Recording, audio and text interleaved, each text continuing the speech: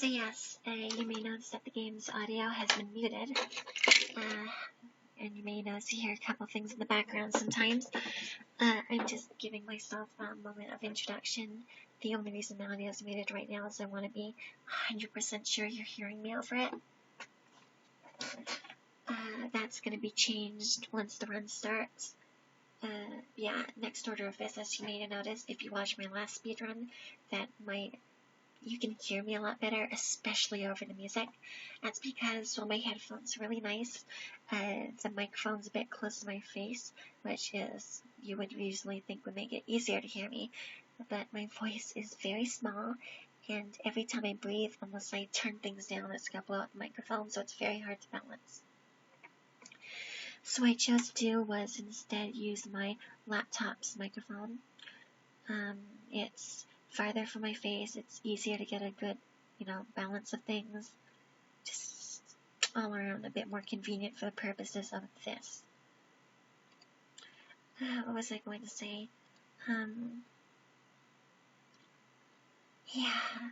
Sorry, I was messing around with some things in the background. This is, I did that past run. It was a true pass. This run wasn't the best, and not even the speedrunning community would consider it legitimate. Because Toriel knew I liked cinnamon, but as you can see here, this is a fresh file. The app locale data has been completely deleted. It's a 0 recent run. It didn't ask me about a name I've used in the past. This is the first time it's seen this name. So this is a completely legitimate run. This opening is going to be 5 minutes or something, sorry.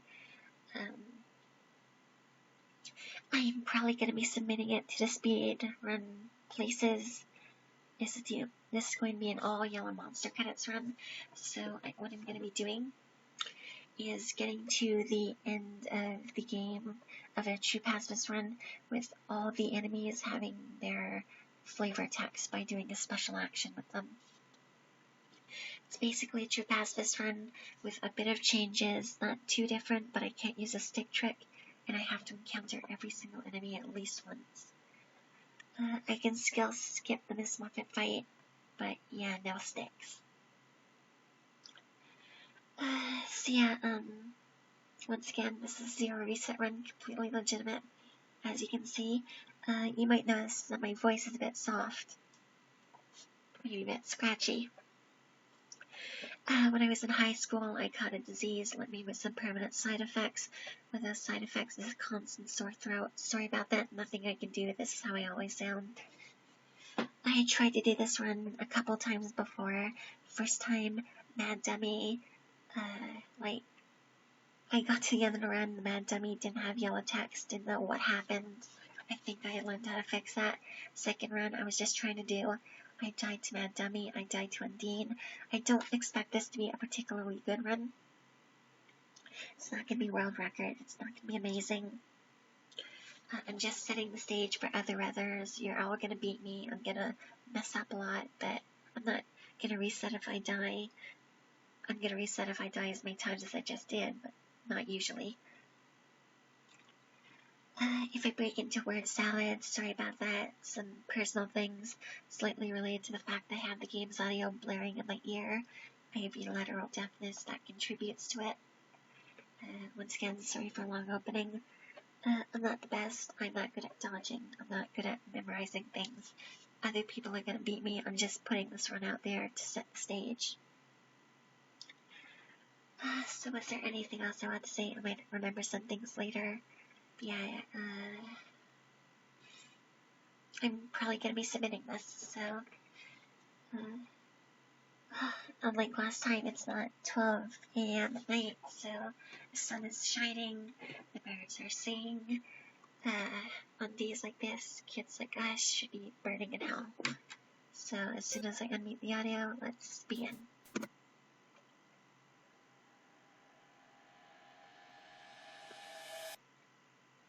So yeah, unlike the last run I did, I actually know how to mash properly now. See, it's much faster.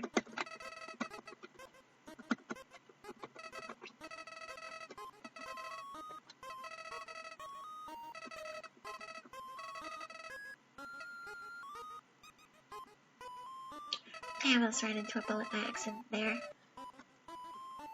So yeah, the game's audio might be a little low. Sorry about that. I just want to make sure I'm being heard. So yeah, it's at like 10%. You can probably still hear it, but I don't want people to miss what I'm saying.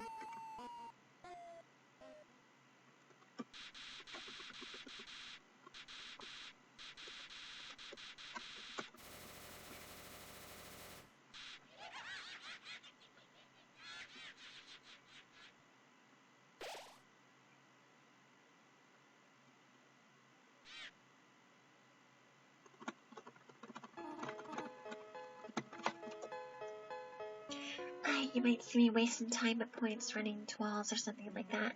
And that's partially because I have a little paper where I keep track of the enemies I've ran into here.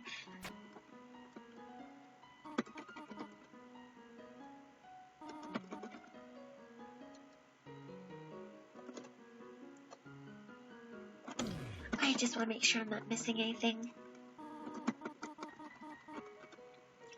So yeah, I'm going into this knowing more than I did before.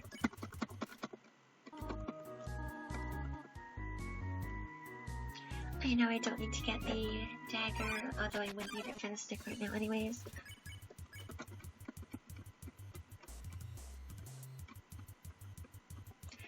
Yeah, I don't need the ribbon either. I can get the cloudy glasses later, sell the bandage at Timmy Village.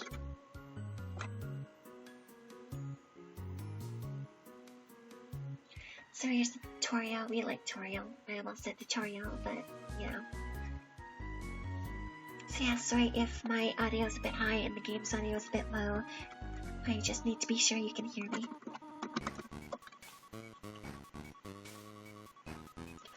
And if it seems like I pause for a second after I get through a text box, that's because to mash I have to use both my index fingers. So I have to take my hands off the movement, so... I'm not gonna waste time showing you can talk to Toriel behind that pillar, but...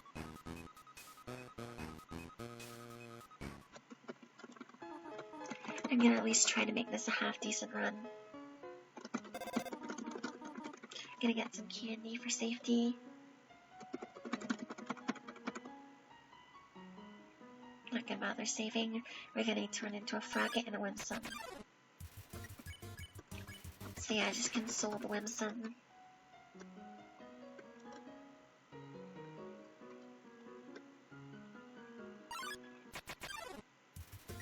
And compliment the frogget. Oops. Yeah, I'm not the best at dodging.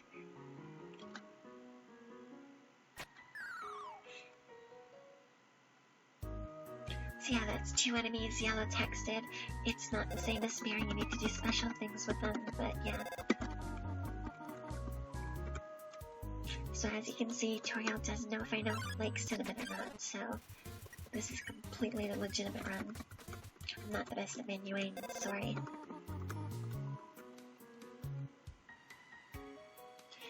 Here's hoping I don't fall in this room again, I always do. So yeah, the past couple runs I've managed to get through this, but yeah, I'm not the best at it.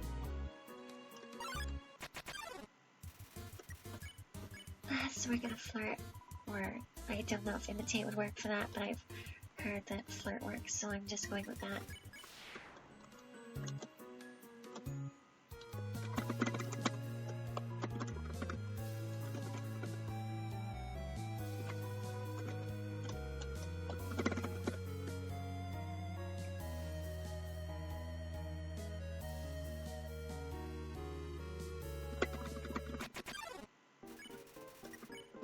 So I gotta cheer a bunch of times.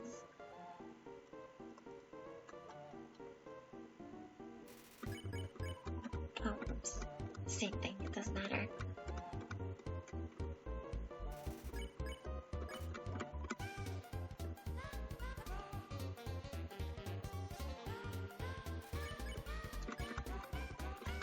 Alright, so if that's happening, I'm just going to check off some things. So yeah.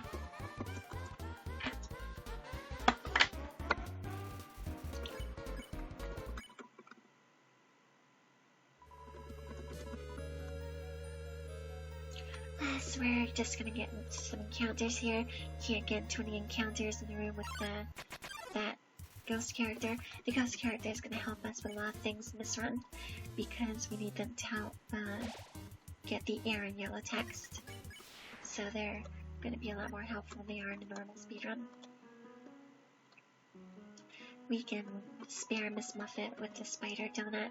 It works just as well as anything else for yellow text, so that's nice. We need to get into an encounter with Lux now, and I think that's it, yeah. Oh, also, mix-up, I would have forgotten that, so you can run into bullets to make it go faster.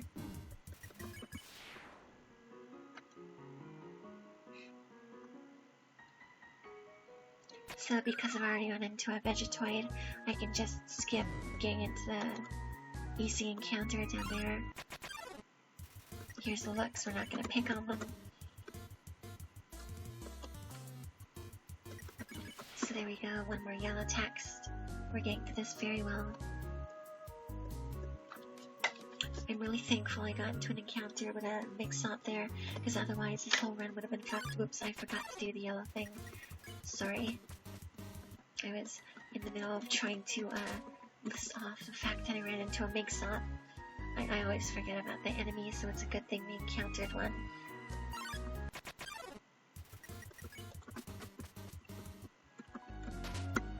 Thankfully, fleeing is going well here, so it's not much of a time loss.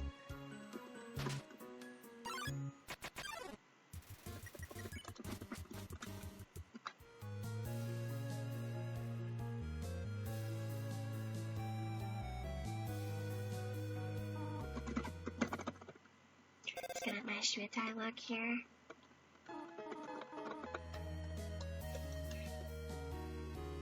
Gonna save because Toriel has killed me several times. See empty save file. So 0 reset run. Sorry for mentioning that so many times. It's just the fact that my last run wasn't completely legitimate. It turns out kind of bummed me. But yeah. So I have my low graph down there. That's fun. You know, the first time I did a Yellow Monster credits run, I found out that my splits were like completely in the gold compared to my the True Pass was when I was comparing it to, so the fact that a significantly longer run was just so much better. It's just kind of sad for me. Oops, whoops. Shit, sorry. I messed up my mashing there. It's hard to do it with certain menus.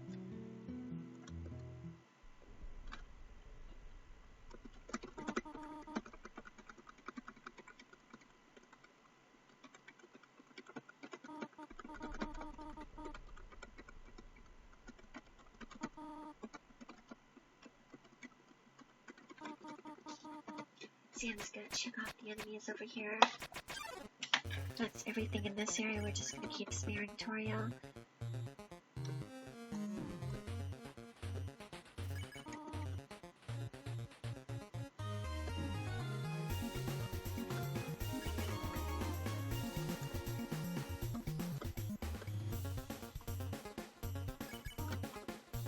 Not much to say. We all know the Toriel fight by now if you're watching this.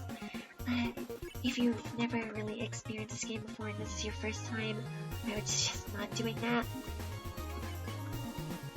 I would suggest watching a speedrun or any Let's Play or playing the game on your own. It's a fun game, just, yeah, you can run into our hands there. Just experience this game without skipping past all dialogue at some point.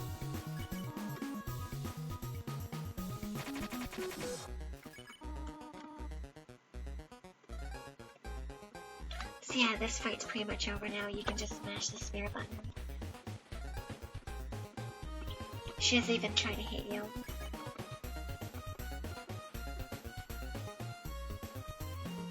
So is there anything else I want to say? So yeah, when I was doing this for the first time, I completely blew away my pacifist splits, which is really sad because this is supposed to be longer. You can attack Toriel here if you really wanted to. It would do like 9,000 damage. Because you're attacking when our guard's down, we're not going to do that because we're not assholes.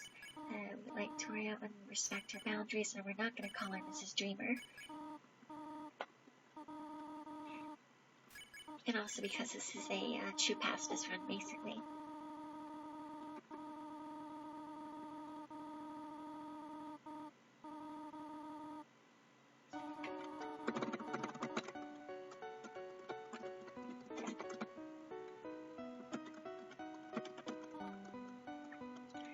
And that is the Toriel battle resolved.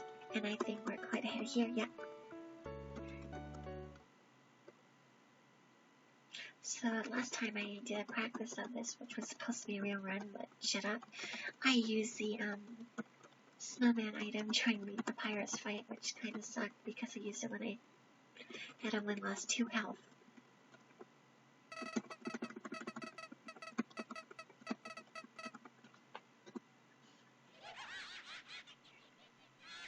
I split in weird places, sorry. I might lose a bit of time, by the way, at the end credits, because I don't really remember what Toriel's last line of dialogue is.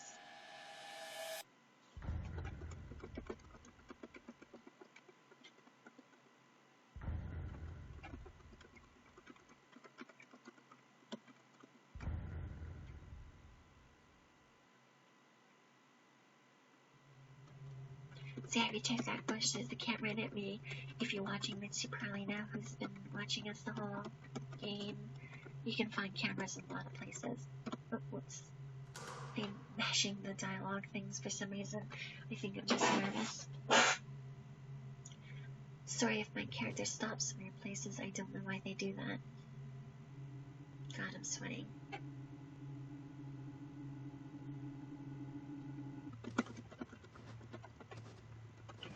So yeah, I'm getting a lot of healing. Oh, whoops. What's happening? I accidentally switched my tab. Sorry about that. Time lost there. Anyone else who wants to do this run can improve over.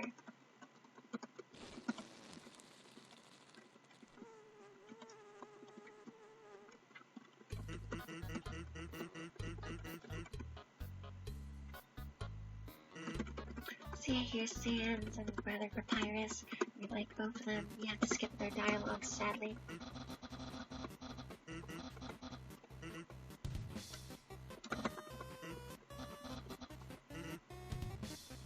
I'm skipping through this a lot faster than I usually do because I finally learned how to mash, and that's very nice.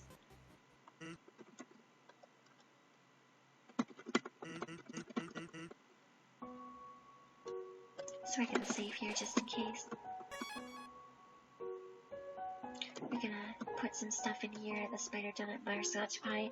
Those are gonna be used in 2 battles later on.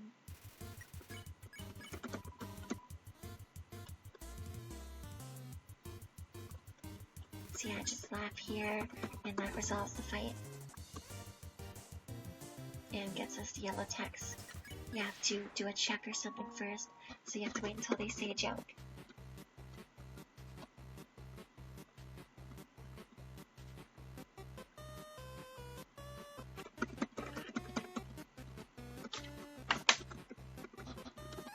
I think I'm gonna go back and encounter the ice cap just in case. You know, just to make sure I'm not getting too ahead of myself. I need to make sure I get every single fight.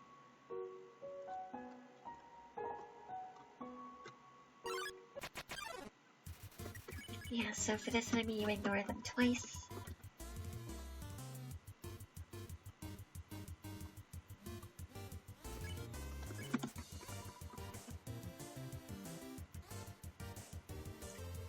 And that lets you spare them, but for the yellow text you have to then steal their hat and then compliment them. You get a bunch of gold for that, so that's nice.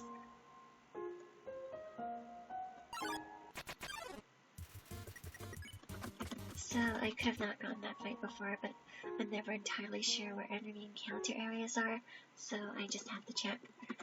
So here's another place you can save time over me. You can't use a stick here, but I'm gonna be paying Doggo a lot to make sure I get the blue text, or yellow text. So, I don't know the exact point where you get it, so I'm gonna be doing it until Doggo stops reacting.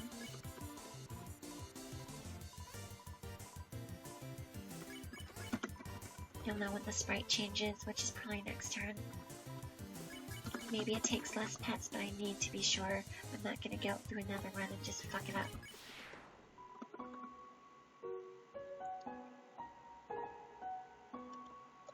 So I'm going to get the snowman healing item up here. We're not taking that back to the snowman, so...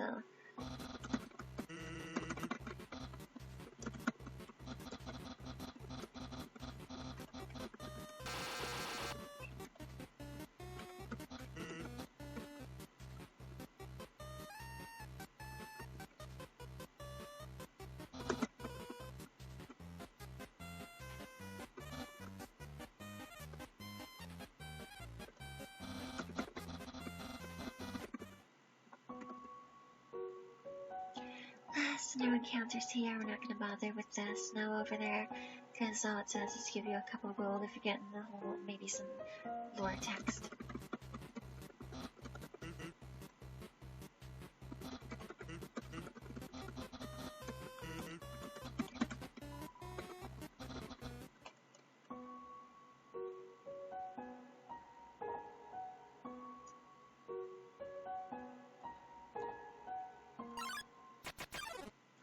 So here's the lesser dog. I'm not sure how much you have to pet them to get the yellow text condition, but at least unlike a lot of enemies, you can tell when you get it because there's a special event in the next area.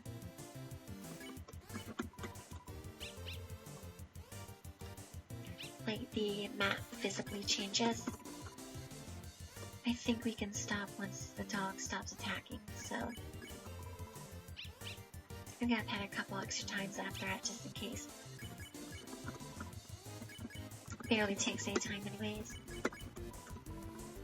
So yeah, I think that's good. I'm gonna hit the switch here. Solve this puzzle. So, Greater Dog has killed me several times.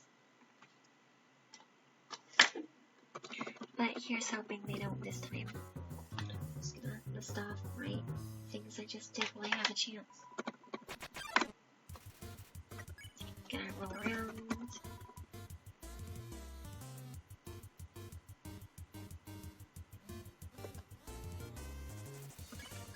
We sniff.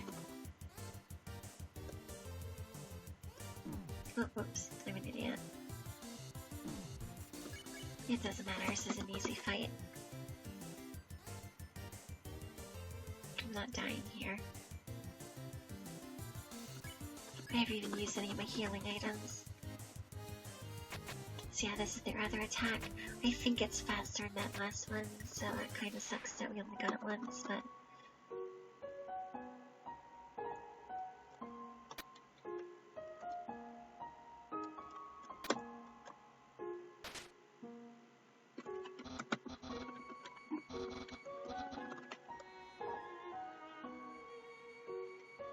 Can I hit the switch here?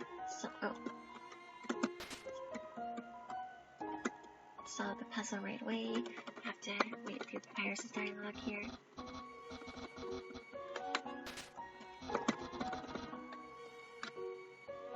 So you just press the switch on the tree. If you talk to Papyrus, ask him to help you with the puzzle. Now if he tells you where that is. So yeah, the faster thing to do here is tell Papyrus that you don't understand.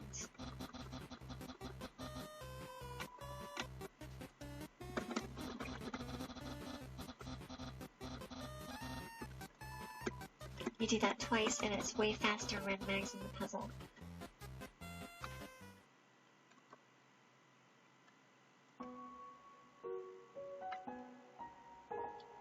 So yeah, as you can see here, there's a bunch of dog sculptures. That means that we trigger the lesser dog's yellow text. Oh, whoops, I always do that by accident. So yeah, to solve this puzzle, you just do this. You probably know this by now, if you're watching this, but yeah. Once again, this... Fuck me. Once again, this isn't the way to view it. It's time lost, but I don't care. This isn't the way to view the game if this is your first time. Watch a Let's Play or play it yourself. A big part of this game is the dialogue and all the fun little mechanics. Like, you want to experience this not just from the gameplay.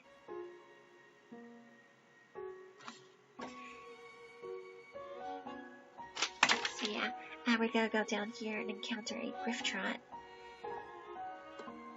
I don't know if you can fight them anywhere else, but I know they're here. I might undecorate one time too many, but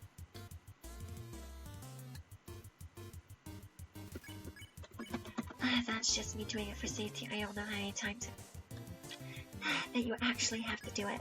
I might lose my voice at some point. That's just something I have to do.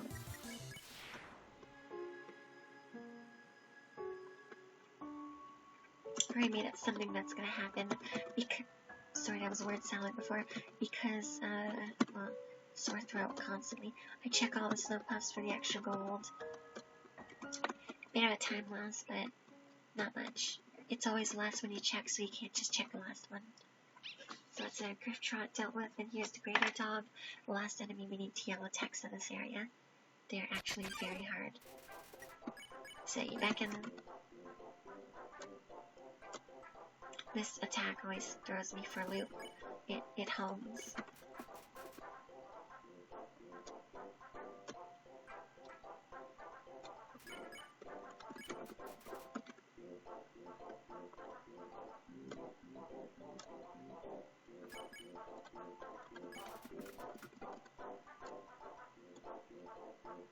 I think I'm gonna do this perfectly, which is a surprise. That never happens. Say you can't use the stick because that just doesn't get you the yellow text.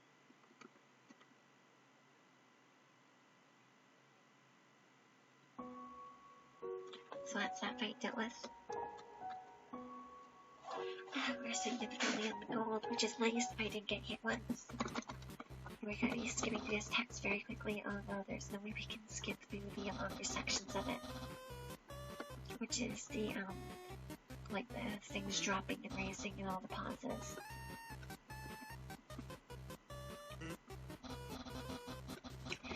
So we're gonna be buying lots of bicycles and sleeping in the inn. I'm not good at the Papyrus fight. I find the mechanics very flighty, so I do it for safety.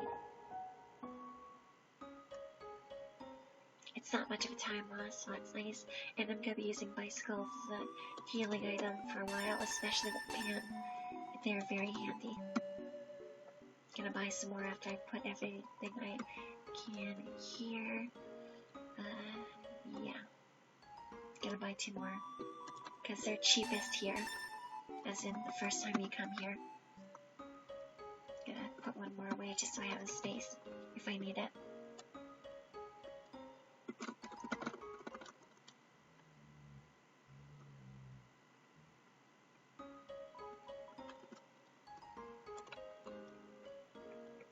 So yeah, just gonna save for safety.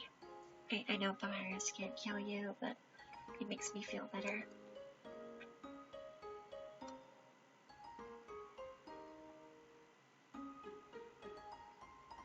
So yeah, we have our 30 health, we have our health items, which if I were to have the pan later on, which I'm gonna get, make it so each one heals like 15 health, maybe 16, I can't remember.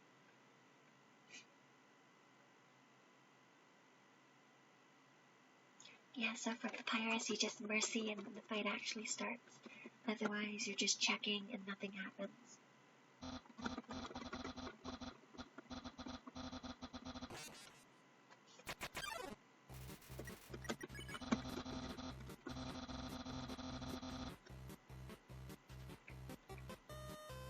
So yeah, don't bother doing anything but mercying, because otherwise you just waste your time.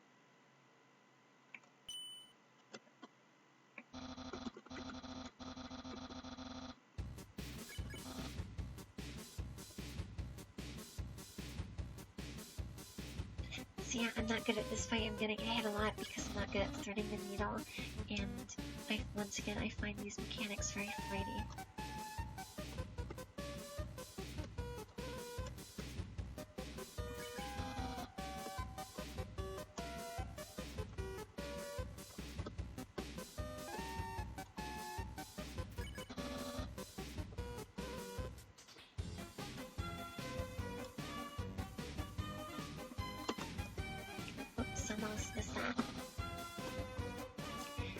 So yeah, I'm sorry if I don't say much here. I'm focusing really hard. I'm not good at this fight.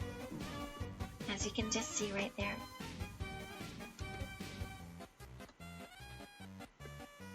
I'm especially bad at threading the needle in those things because I'm not used to how slow or quickly the heart moves.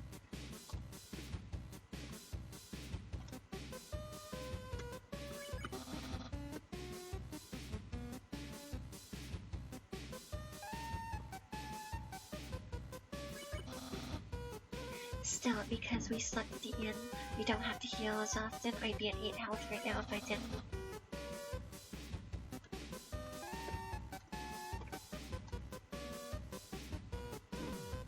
And the first time you sleep at the inn, it's very quick. You don't have as much stuff to sit through.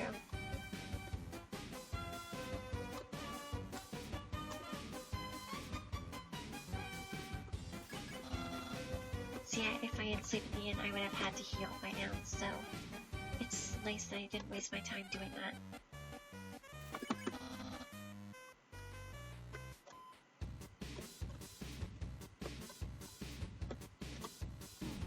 Oh, oops. So yeah, I'd be dead by now if I didn't sleep in the inn.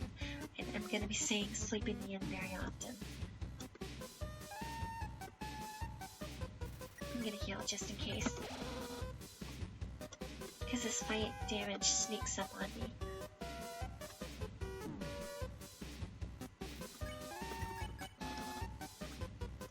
So that's the first healing item we used. You don't want to be too close to the wall when that happens. This is really a fight where you don't want to be too close to the walls in any circumstances. Because otherwise something can blindside you. Yeah, I'm gonna need to heal after this.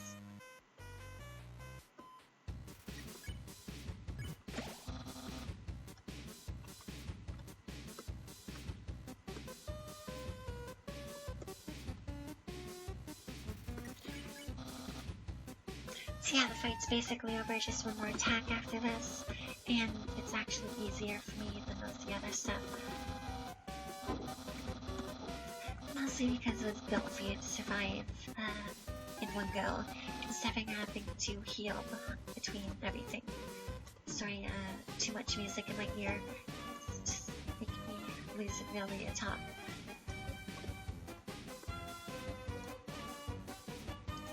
Also, my throat is very sore. Because I just tried doing a run before this, and I have trouble speaking for extended periods of time. So yeah, the fight's over, you just hold up here, and you rise infinitely until you fall, and then there's just the one slow bone left to jump over. And we're done. I didn't even use any of my bicycles, so I'm really happy with that fight.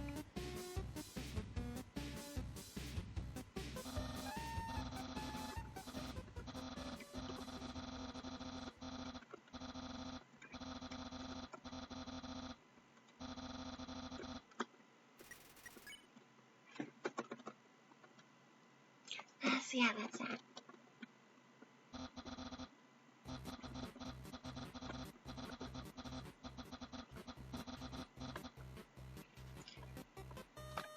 Right, so I encountered every enemy in that area, so I encountered the Snowdrake, the Ice Cap, the Grifftrot, and I did all the dog fights.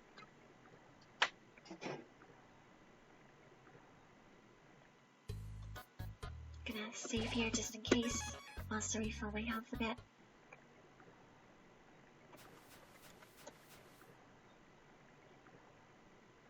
Once again, I only need the stick for Mettaton, so I'm good having my stick equipped on me for now. I really hope the Mad Dummy doesn't give me any trouble this time, and I really hope I get the yellow text condition.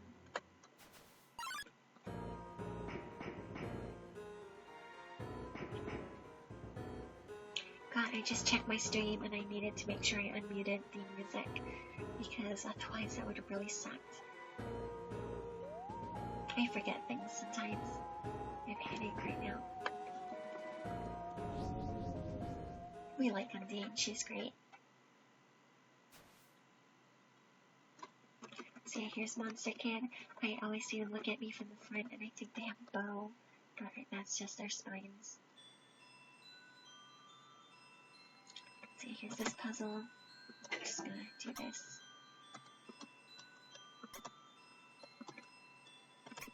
Don't think there's any enemy encounters in this room because it's a puzzle room.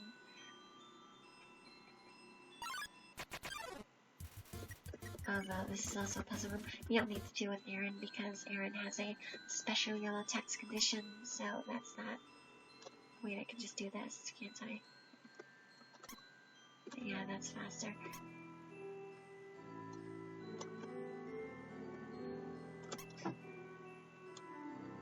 So yeah, if you build a bridge to that sign, it just says, "Congratulations, you lost the puzzle."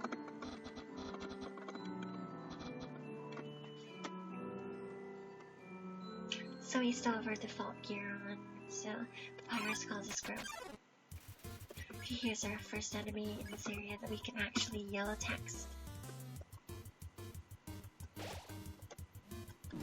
Oh, oops. Yeah, you just have to ask it to clean you, and it gives you those green bullets which heal you for one. It's all good.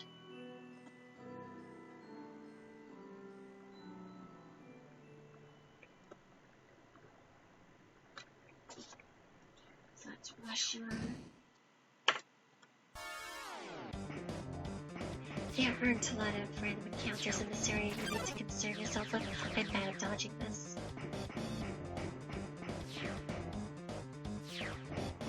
If you see me pause, it's because I'm trying to shoot the spears as effectively as possible.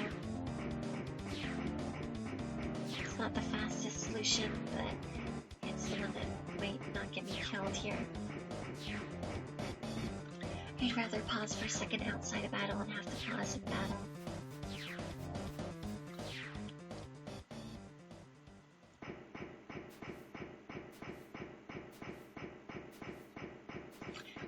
Undyne has some fun segments.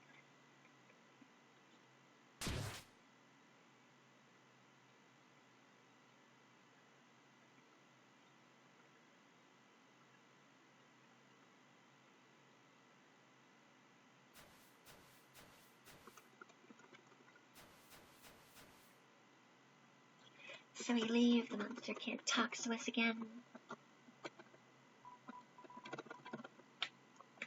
Once again, I'm not the best at mashing, so I'm gonna save just in case. And also to refill my health, because I lost a bit there.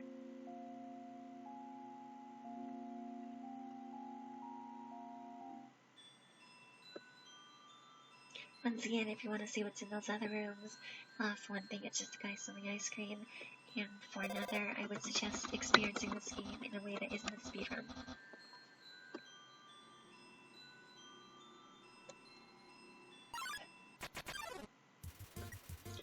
So yeah, these are just some old smalls. You don't have to bother them, they're just there to set up an encounter with the little big later. It's actually very effective. I like it. So that I actually know how to mash onion sand here isn't going to be as much of a wait to get through as it was before.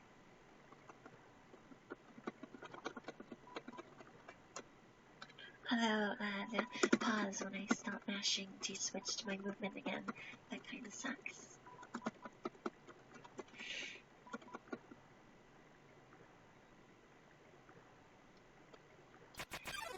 So yeah, nothing really neat up there. For sure, we're gonna hum the whole way through.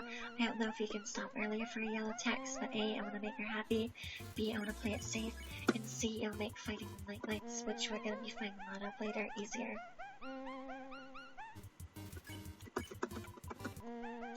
I choose to do the warrior's path instead of the sage's path in this run, because it's the path I know better, and it also makes it easier to, what was I gonna say? Makes it easier to, it makes it easier to be sure that we fought all of them and got their yellow text than it would be if we were getting random encounters.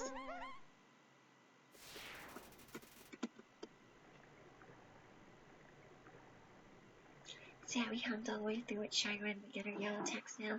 You could give the statue an umbrella, and it would give you the answer to a music puzzle that I can't solve because I'm reliably deaf, and I don't really hear things very well. I can't distinguish between sounds.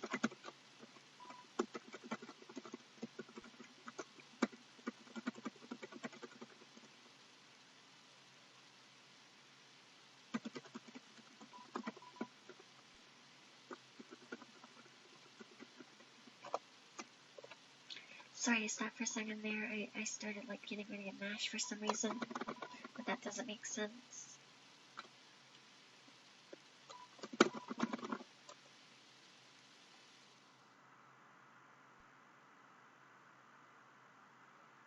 I don't know why my character stops moving sometimes. Maybe it's just a keyboard thing.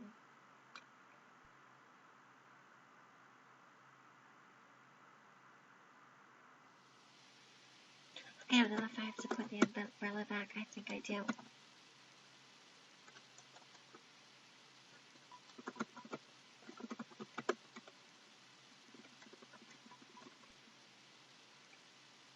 So yeah, we're very close to the scourge of these runs. The mad dummy, I hate them. Skype saving here for safety. I don't know this path very well. I'm not good at memorizing things. I'm just setting the stage for other speedrunners to do this run. If you feel like improving over me, feel free.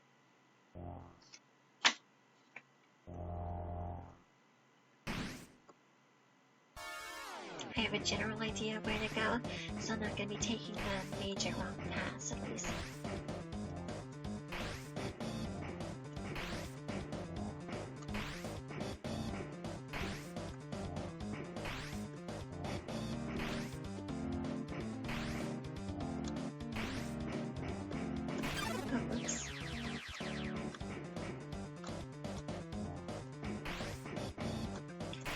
Is this where it was? Yeah, I think this is where it was. No, shit. No, wait, this is where it was. Sorry about that. Once again, a place where you can prove over and beyond. I get stuck on walls sometimes.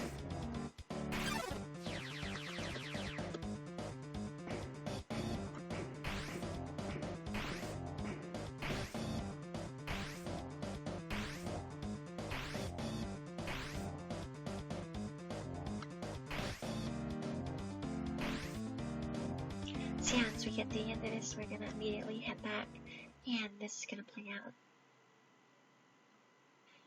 So here's hoping that Demi doesn't kill us again, or Undyne, because that sucked last time it happened.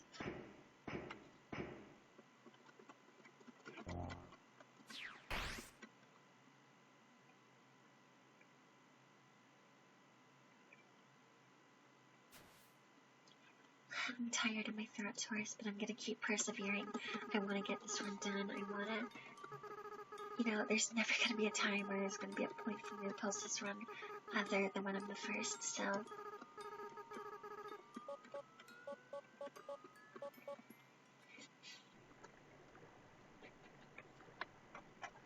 Once again, I'm not gonna stop for one death or two deaths, for the most part. I'm gonna grab the astronaut food for safety.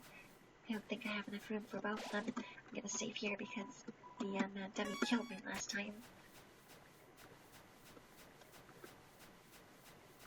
So if I don't save here, that's...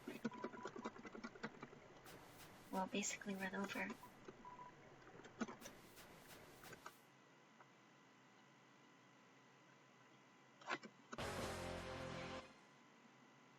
So yeah, I think the solution to getting yellow text is talking to the mad dummy. The reason I spoke to it there was I wasn't sure if that triggered it. It has to be something, I don't know what it is.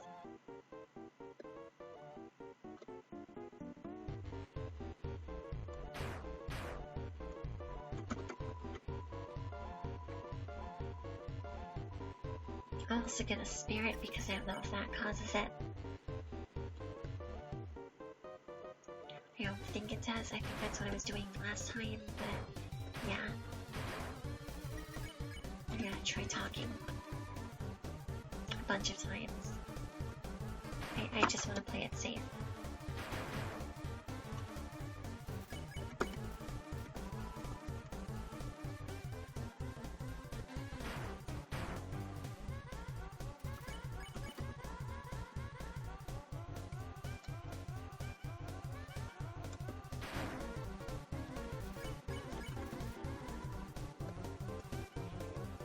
So yeah, here's hoping that what I just did in this fight is enough to get the yellow text for once.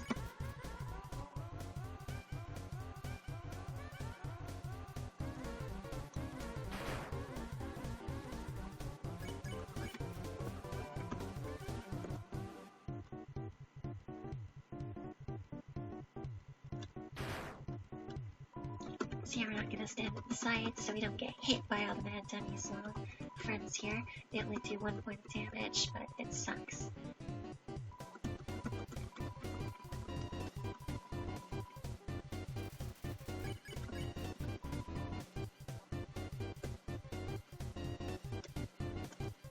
Oh, oops, I missed.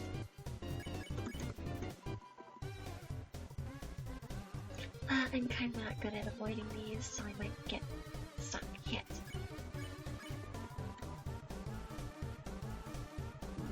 Oh, oops. Yeah, as you can see, I got hit a bunch of times there. I'm gonna heal just in case because this fight terrifies me after it just wasted my entire run.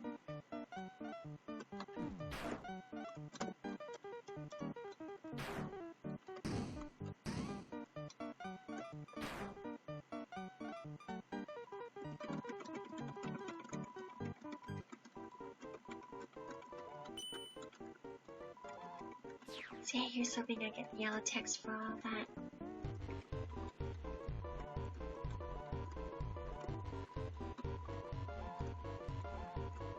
I really hope I get the yellow text this time.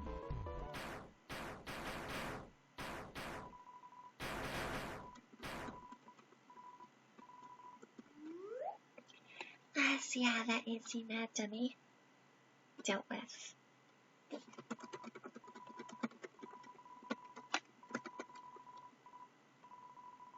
I hope it's been dealt with this time. You may notice I spelled Timmy's Hoy correctly this time.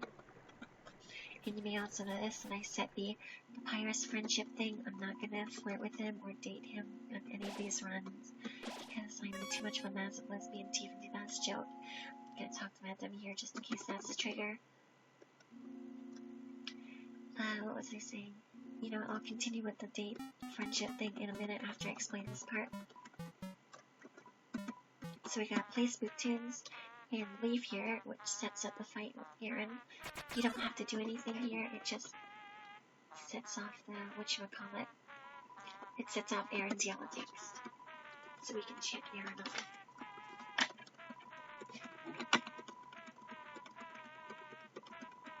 So yeah, this is how you get Aaron's yellow text.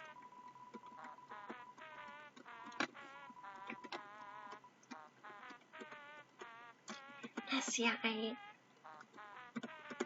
oops. I don't know why the clam is there. Might be related to me yellow credits and the mad dummy, who knows. I only talked to it just in case. I don't know anymore. I'm just really worried about this one not making it through. So yeah, the reason I choose to do the Papyrus date and the Undyne date so early compared to other others is because when I do it, I'm already right beside the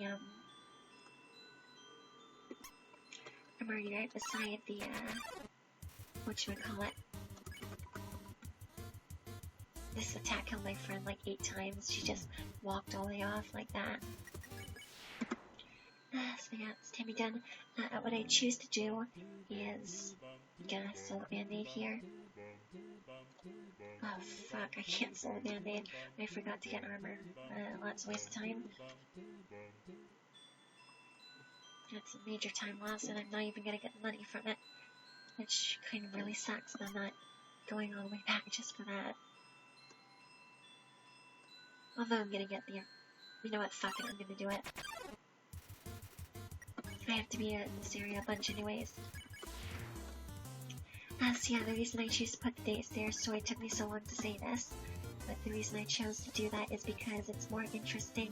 I'm already by the quick movement spot, so all I have to do is go there, do them quickly, and then I'm not doing like 3 date things in a row.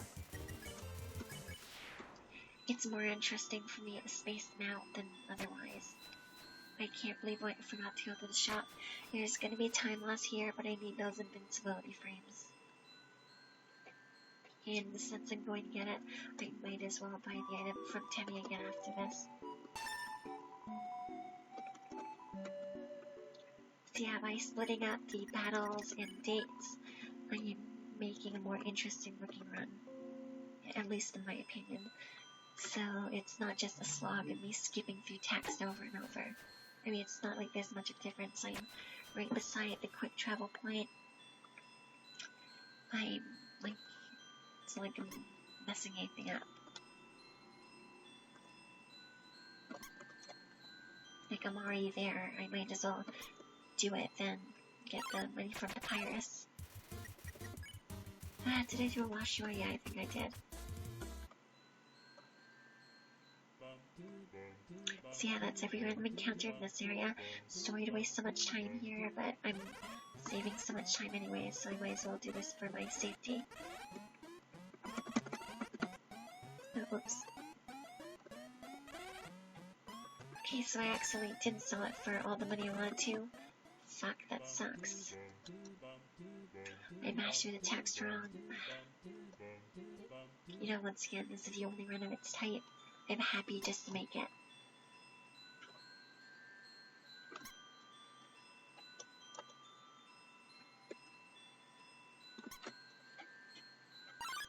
So there was something else I was saying, I can't remember what it was.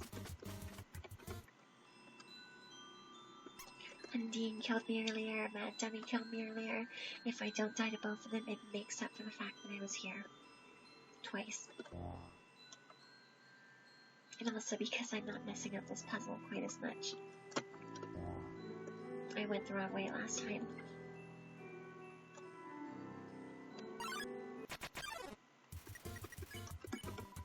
Oh, whoops, that's the first time that didn't work.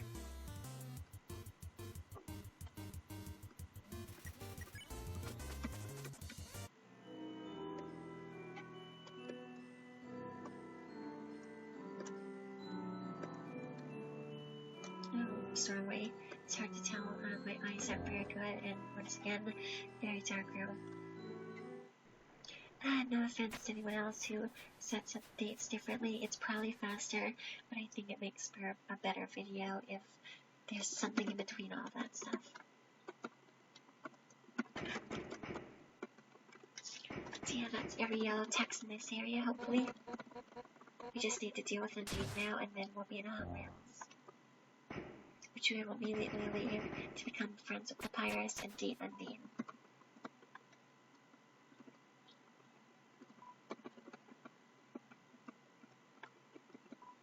Sorry, just want to make sure I was recording there. I always get so nervous about that.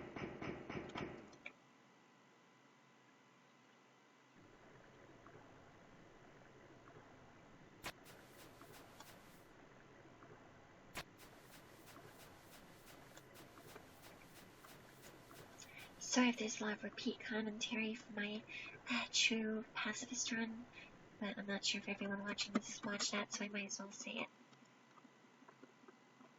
And sorry if my commentary isn't that good. I am a bit tired and nervous.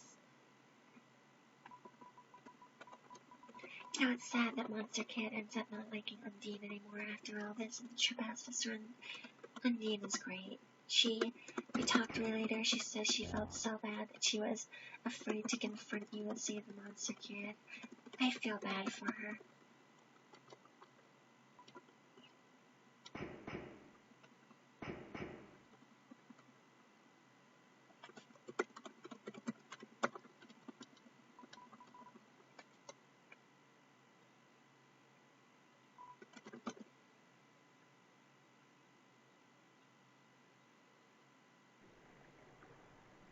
Oh, whoops, ran into a wall there. So yeah, I think we yellow text the man dummy by doing all that crap. I hope we did. I don't know what the exact requirements are. If someone else wants to figure it out, feel free. But talking, I think, is part of it. Undyne is great. We love her.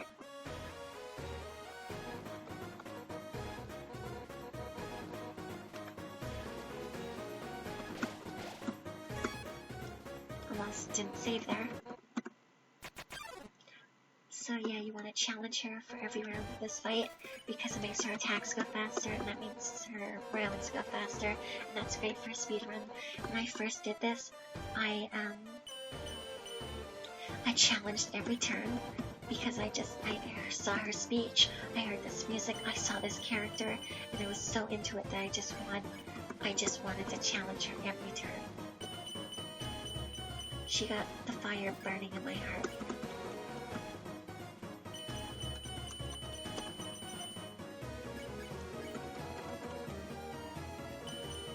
Oh, oops, I'm not very good at this. So I'm probably gonna have to heal at one point, and I might very well die. I'm probably gonna be healing a lot for safety, so yeah, you have to flee from her a bunch of times. Just keep running away, and eventually you'll get to the end of this.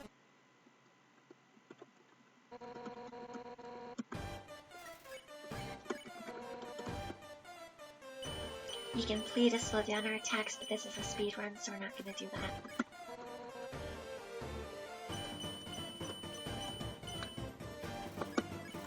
Oh, oops, that was the wrong button. I was scratching my face, so I lost control of my movement keys.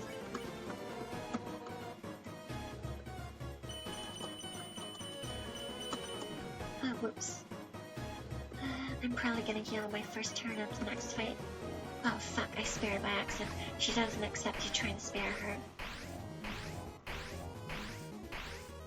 You need to flee. You can't heal during this segment, so you need to do it during the fight itself. So yeah, I'm gonna eat part of the bicycle for safety. You can use those twice. They heal like 11 health. If you have the pan, which I'm gonna be getting, they heal for like 15, and they're basically the best healing item in the game because you can use them twice for a single slot.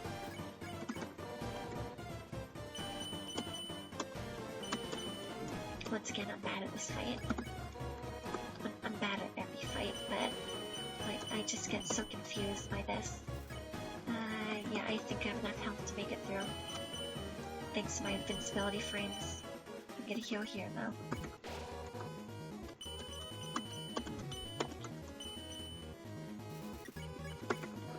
Undyne's great. She's busy suplexing boulders. Oh, oops.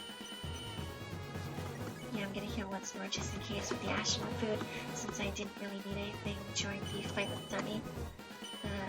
Yeah, save me invincibility frames. So that's pretty much the end of the fight. So I'm not gonna run for the date right away. Yeah, Papyrus calls us here. She catches us, but she doesn't turn us green, so we can run right away.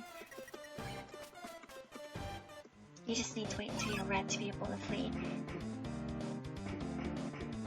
So she sees Sans here, sees that he's not doing his job, and she gets distracted, and then the heat of Hotland is just too much for the poor girl. I don't know if you have to give her water, but I'm going to. And you can, if it's a time save not to, feel fucking free to.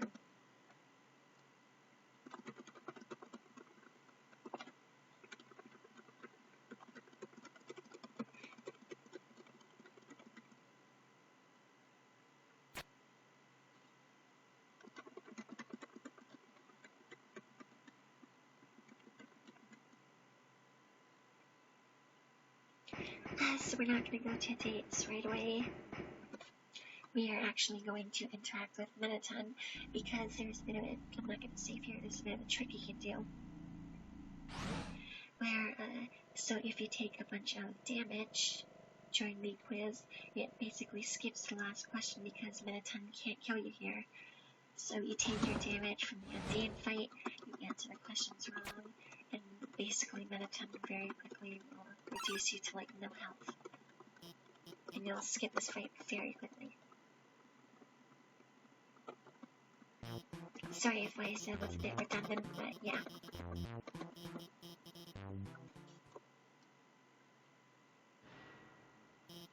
So there'll be a bit of a time loss here, but that's just because I don't usually do this fight first.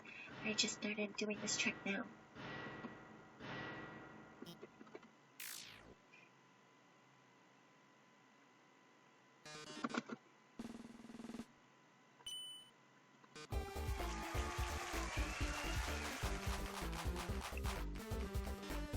So yeah, in the event that anyone is watching this and they're new to the game, I have decided that I won't, what's the word?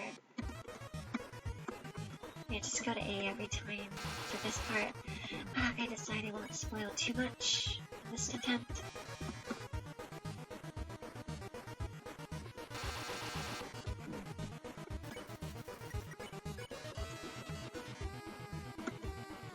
Just keep going to A.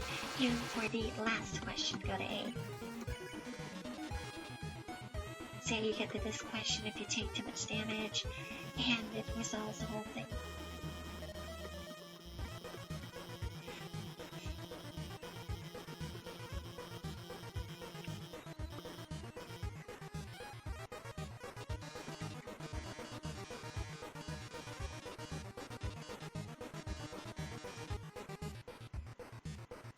So yeah, just answer A to every question in this quiz.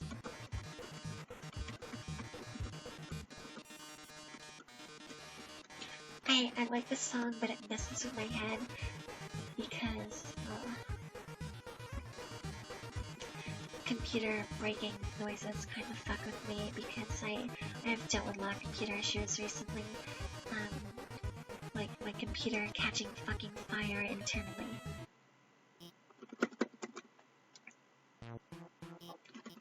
So yeah, with that done, we're going to do our friendship update things. Elvis is going to update our phones so we now have access to the dimensional box anywhere we go. Although it's nice that they provide more dimensional boxes like physical versions later on, and that actually holds a very interesting game design point, because it reminds you should probably remember your inventory right now, even though like you have a method of getting around regardless. So here's our fast travel. We're gonna do our date things now. I'm losing time here, but not really, because I'm just doing things slightly out of order.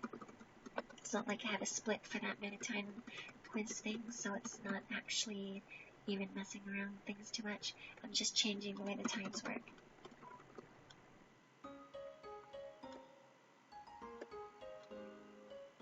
So yeah, let's visit Papyrus.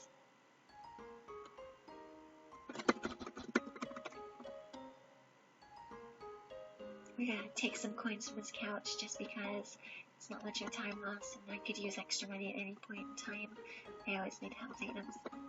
We're pretty good on health items actually, but we're gonna need Mettaton themed health items to help us in that fight get some more ratings easily.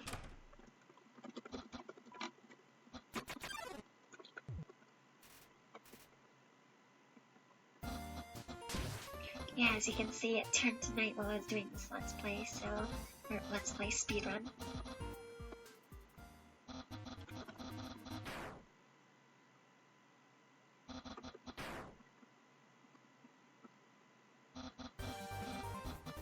I like the music in this.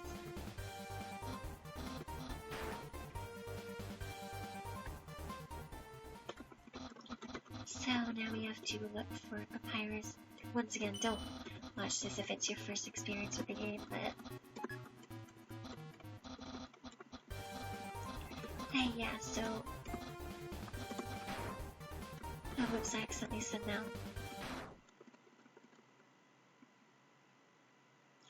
Thus, yeah, the secret to Papyrus's costume is the spaghetti present under his hat.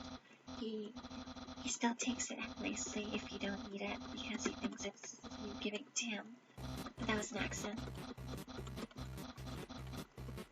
So yeah, Papyrus doesn't want to be best friends with us, at least not to the point of infatuation. But yeah, we're still friends now. And now it's time for a date with Undyne. Oh, oops, wrong way. So yeah, it's faster walk this way than to use the quick travel thing to go the other way and not back. That should be obvious. I didn't know that the first time I tried doing this. Thankfully you can mash through this and it basically takes you through your progression of areas.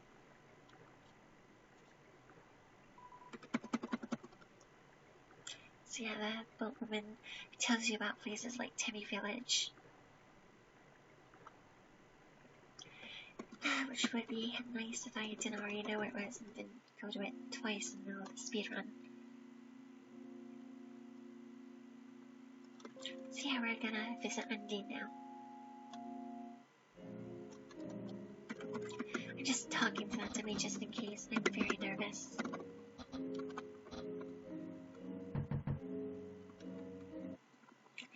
I just gotta take a second to clear up my throat. It's very scratchy and painful right now. Nothing I can do about that.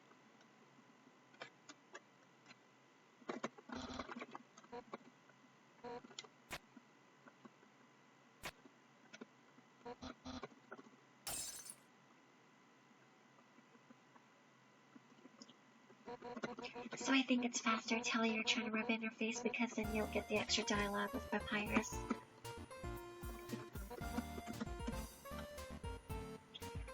And that's the first option anyway, so mashing is very good for a speedrun here. Oh, I forgot to move for a second there, sorry. So yeah, we're gonna flirt with Undyne for world record luck, and then we're gonna say the actual option, which is the T-box. It's going to be a world record no matter what I do here because no one else has done this run before, as far as I can tell. I don't care about things I can't speed up like this. It's not a time loss, it's something everyone has to do, so I don't mind.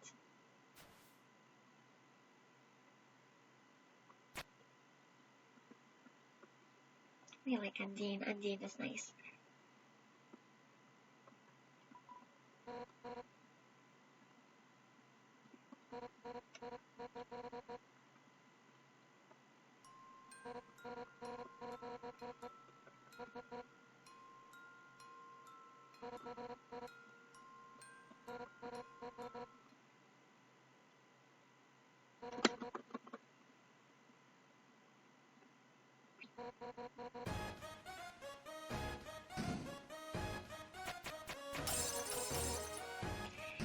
Undyne is great. We like her. And I'm gonna be singing that a lot during this run.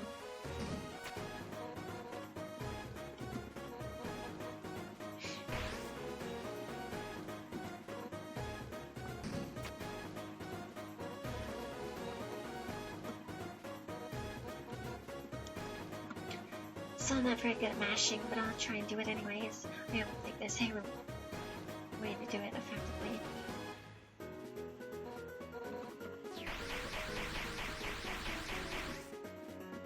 So yeah, now you just hold right.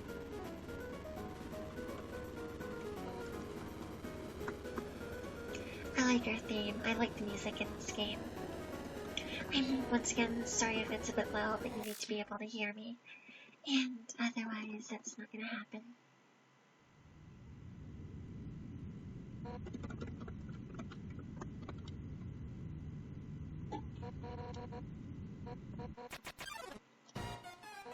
So yeah, we're gonna hit Undyne because she wants us to. I'm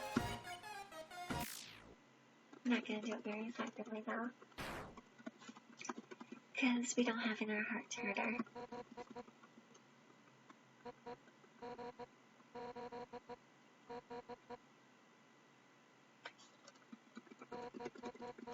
So yeah, all that lives in Undyne's house now is fire.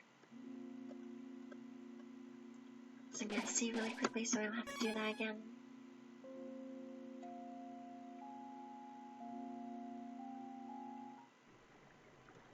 And we're gonna go to Hotlands. Oh, wrong way. Fuck, that's a waste of time. That's the hard part about mashing through dialogue. You never know when you're picking the wrong options. Worst part is this is a cutscene.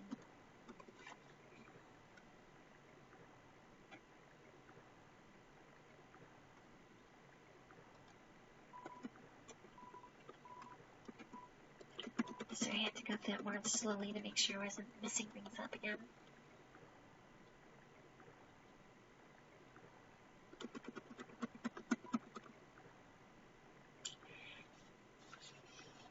So yeah, our next split is Muffet, which is a fight we're completely skipping.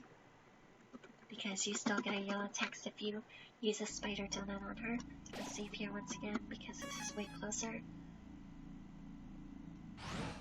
So when I was doing my run the other day, I ended up dying here Because I didn't know you didn't get healed after you took a bunch of damage from Mettaton's quiz. That's why you just died in one hit.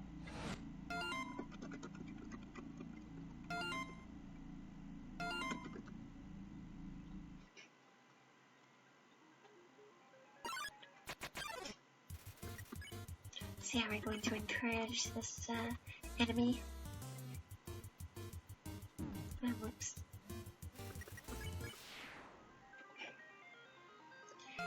And we're gonna get in a fight with one more enemy here just in case, because I want to make sure I'm not missing anything.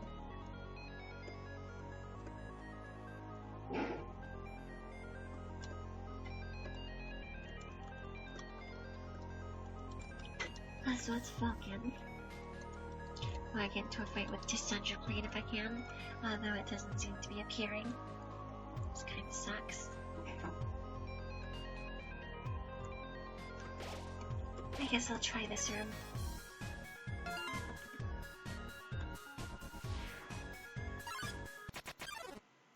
Once again, a bit of time loss, but like you have to be safe in this run. Oh, whoops. So yeah, we can spare them. Once again, I'm getting the pan because I need the healing. It's a bit of a time loss, but it means we're using less items. And it means the bicycles are basically the best thing we can possibly have. Also, we need to stick for the Mettaton fight, so we're getting that now. Sorry if you can hear background noise, nothing I can do about that.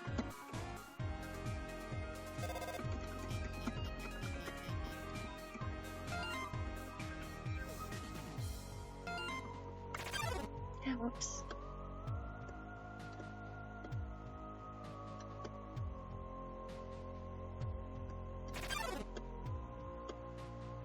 I don't care about getting into this fight so much because it's a bit faster, maybe, than waiting.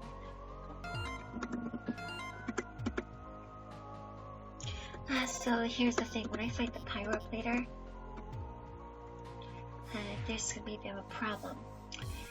Because it causes some lag in my game. So I'm sorry about that, there's nothing I can do.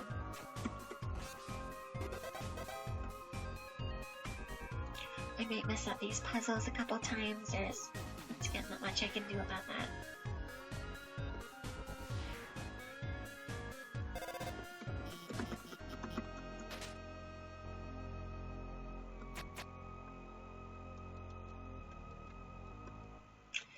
Sorry, this it could take a second, but I got it.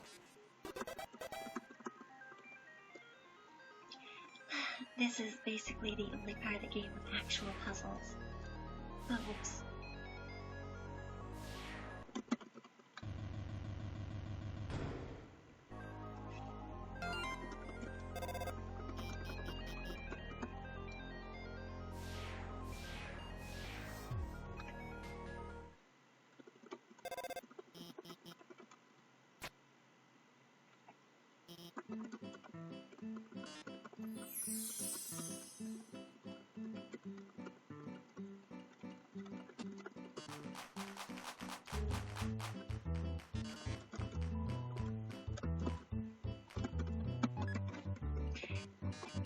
So yeah, this is a bit cliche and silly, but I really like how the animation here is.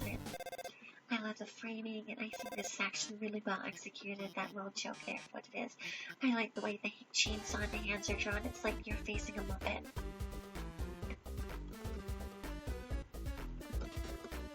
Oh, whoops. Sometimes I mash too much.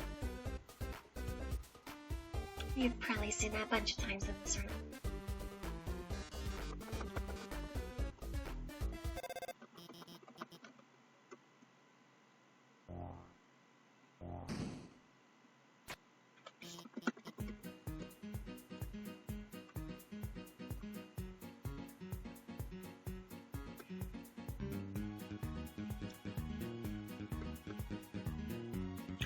So I'm not good at this segment, I'm gonna get hit a lot, but there's not much I can do about that. I especially hate these things.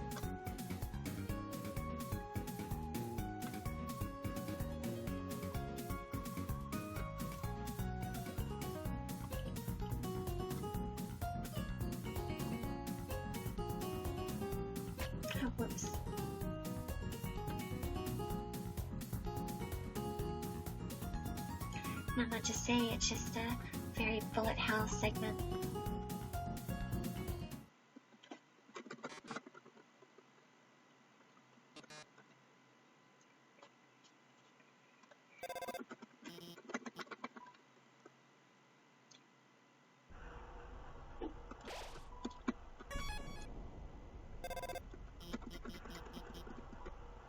So yeah, the big thing about an Toriel monster credits run is if you miss a monster, you can't go back. Once you clear an area, all the encounters go away. So you need to be very careful. I'm gonna check off Vulcan into Sunplane.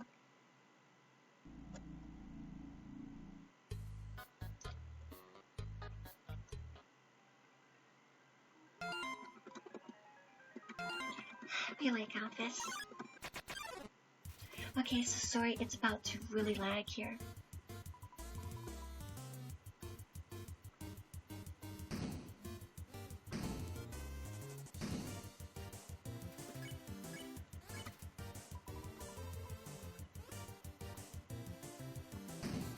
My computer just hates this fight. Or who knows, maybe it could be a natural thing. Either way, we got the yellow text. I'm gonna get the apron to help me out before. Like, it doesn't have the invincibility frames, but between the healing, which isn't much, but and the defense, it helped me earlier. So I've messed this up before and that really sucked. I don't have the best timing. It's a fun joke.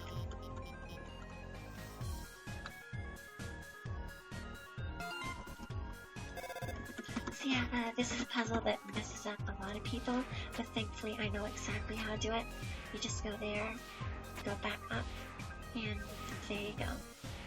Like, a lot of people just don't know how to get past that puzzle, but thankfully I figured it out eventually. I'm gonna save here just in case, so I don't have to fight another pyro.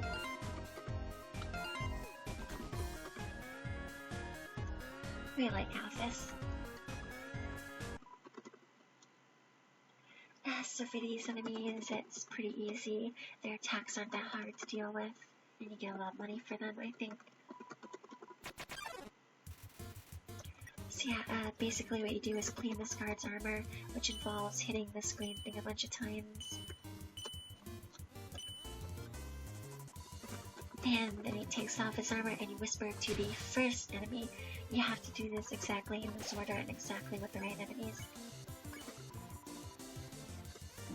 Oh, whoops. Yeah, it doesn't matter if I get hit a couple times. I never get hit there, but it's fine to get hit once. I'm just gonna check off the pyro and guards, so that's every enemy in this specific area. After this, we have to get to the Frogget, the Winslet, and Anti-Stigmatism, just before the Mettaton fight. Also Magic and Night Knight, sorry. So yeah, that's yellow text for these enemies.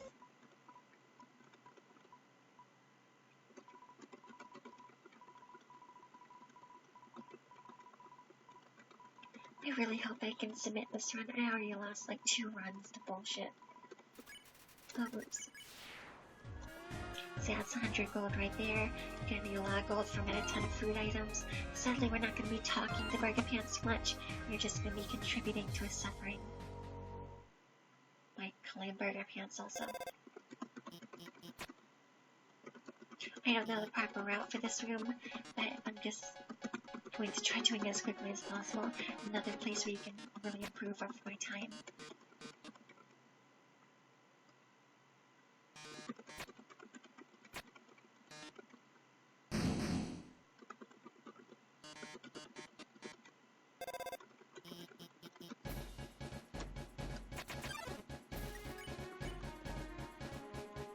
So Toby is on, it seems.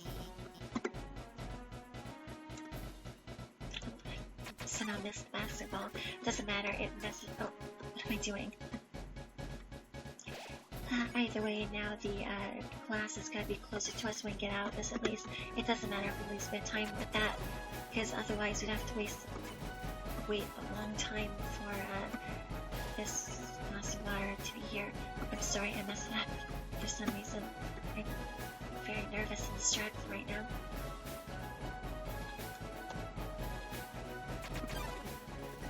I think it's the music, it messes with me. Oh, whoops.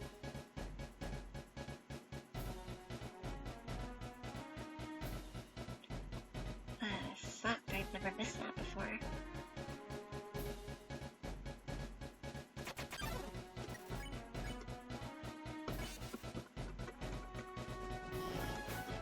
So just one more left. I'm sorry I wasted so much time there, it just... I got a bit nervous. It's the music. For someone who doesn't hear much of anything, music can really mess me up.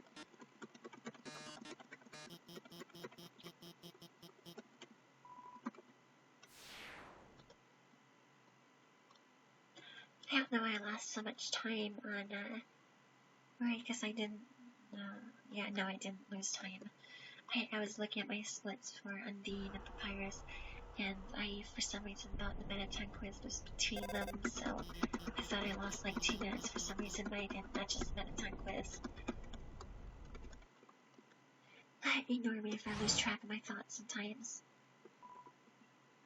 So left 4-3. There is no more enemies for us to deal with in this area until we get to the hotel. I think. So yeah, here we have this Muffet. We're going to get our, oh fuck, wrong button. We're going to get our spider donut out before we forget. Yeah, that should do.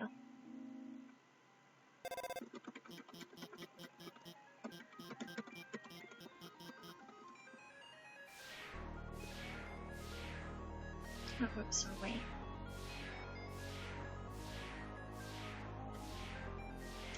So this puzzle might take me a minute. I can't remember the solution. It's a bit hard. At least harder than most puzzles. So we've dealt with these two before. We don't need to bother with them. Oops. Okay, don't die here. Oh, fuck, fuck, fuck. Fleeing isn't working. I'm gonna heal just in case, because I really don't want to die.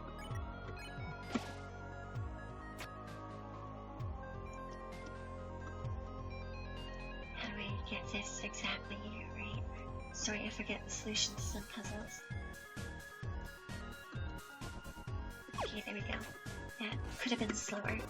It was slower the last time I did it.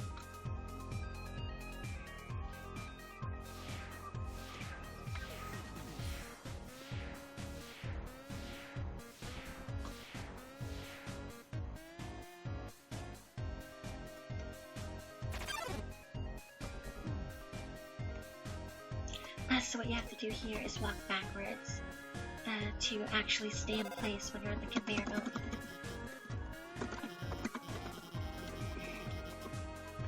Once again, my mashing isn't the best, but if I put both hands on the right controller, I can do it. Oh shit, I think I messed that up.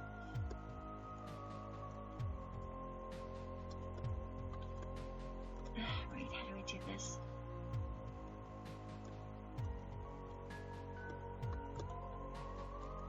Right, like that, sorry. I'm not good at thinking of puzzles when I'm in the middle of doing something like this. I'm basically mashing buttons until I get the right configuration. I think Muffet is the next fight we get.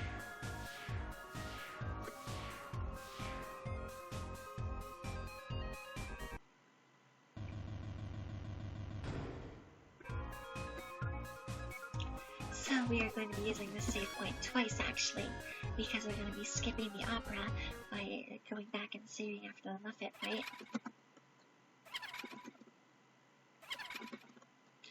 So that we can just like reload and skip it.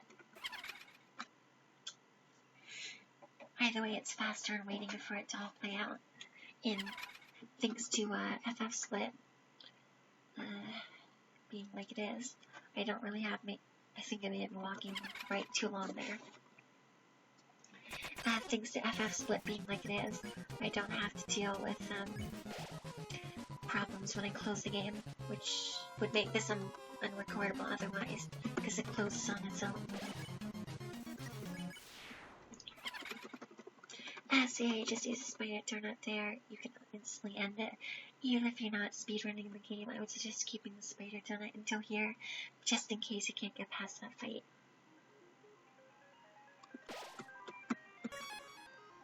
So yeah, we're gonna save there so we don't have to deal with Muffet again.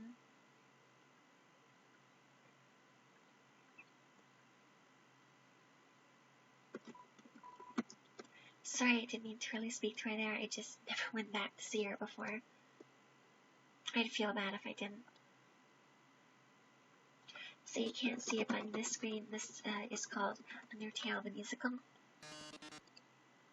So we're gonna leave that, restart the game. From your perspective, it's just a frozen screen, but the game is restarting now.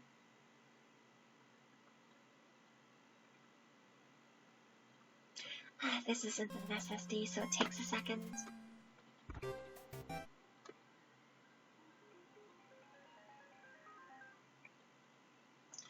I'm doing this on a laptop because it has better memory for saving things, so it isn't quite as fast.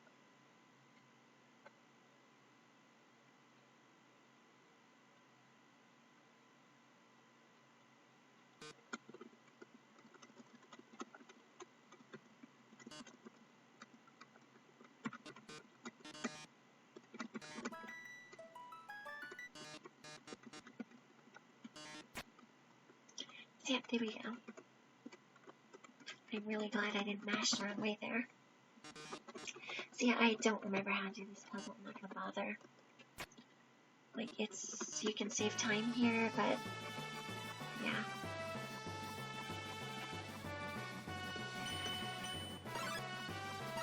See, I'm not good at this. It's very easy to just get yourself completely trapped, or not.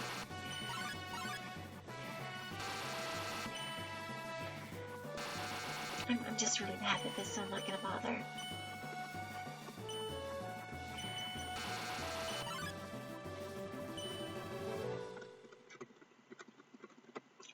Like, even the world record holder in a lot of these categories doesn't know how to do this, so why should I? Oh, also, I forgot to split Muffet.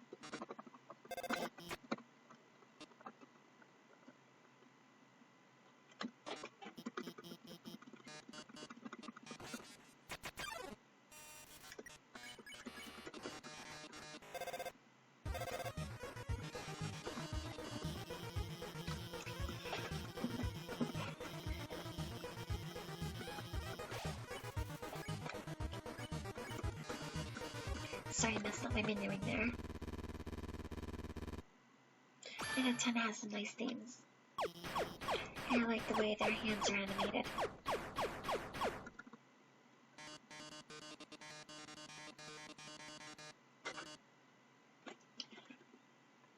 So yeah, Office, despite everything, we like her.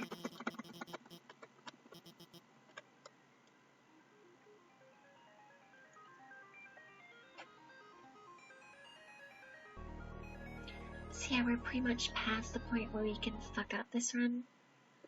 Do I buy the gun? No, I'm not going to. It didn't help me that much last time.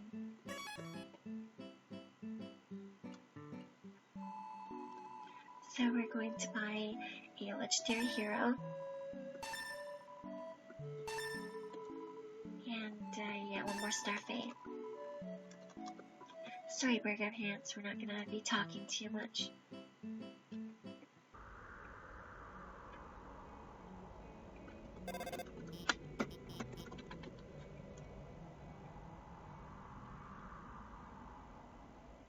Once again, I save a lot for safety, but that's just me making sure I don't fuck things up completely.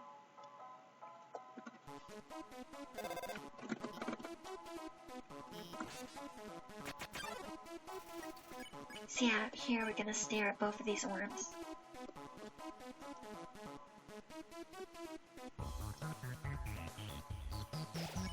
And this is how we the word I was looking for. This is how we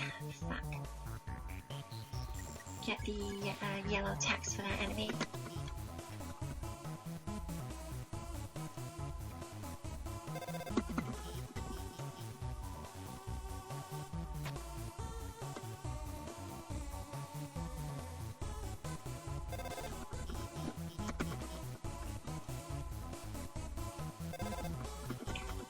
So yeah, you want to head right here. She contradicts herself a bit, but yeah, you want to go right.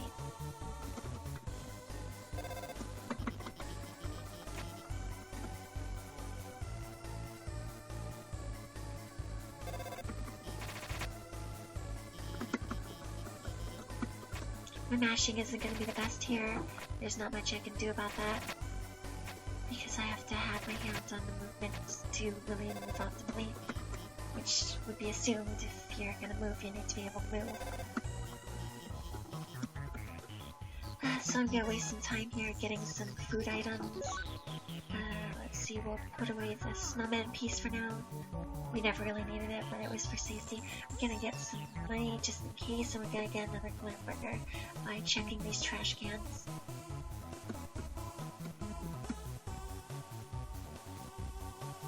It's minor time loss, but it's basically on the way anyways. So yeah, once again, we're going to take the warrior's path so we can get very much assuredly one encounter with each of the enemies in this area. Eating glam burgers and all that during the Mettaton fight, it's very nice because it, how do I say it? It boosts your ratings effectively. I'm better at dodging two enemies. Okay, I guess I'm not. So yeah, we're gonna deal with the frog at first with Mystify before we deal with the Sir Winslow, because for Civil... Did I just try Mercy? Whatever. For Sir Winslow, you have to get some green stuff, and that's never fun when there's more than one enemy. I'm gonna heal just in case. So it's a good thing I got my extra stuff.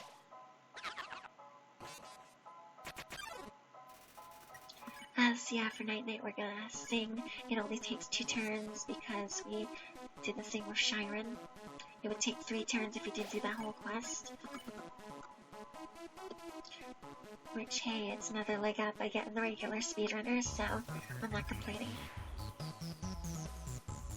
And we're just gonna talk to this fella because we already did their yellow text conditions, which messes you up. It makes you move backwards. So now we can spare them.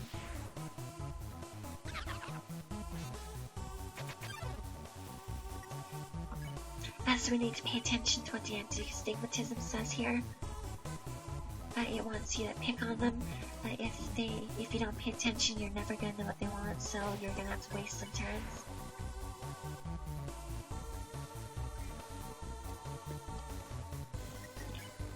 So yeah, they want us to pick on them.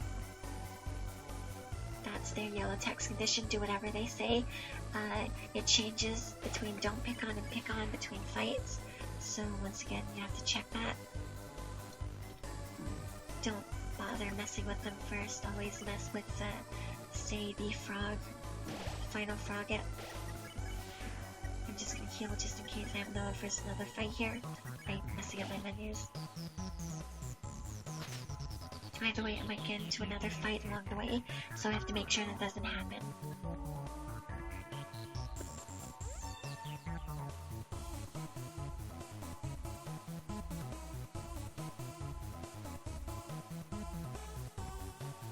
I'm probably not gonna need to buy too many more healing items, but it's there just in case we can flee now, because we already dealt with that enemy. We pretty much have everything yellow texted. I'm gonna save because I'm not doing that again.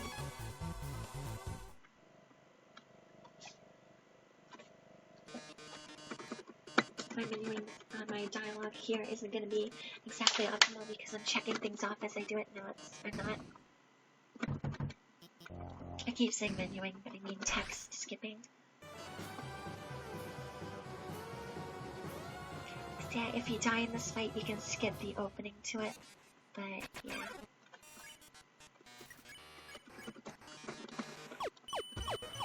Choosing burn dirt doesn't do anything, it's just something I don't want to have it. X run button. I think I can use up an item there.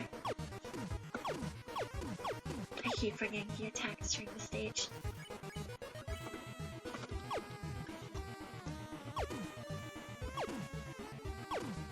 Yes, this character, they're very interesting.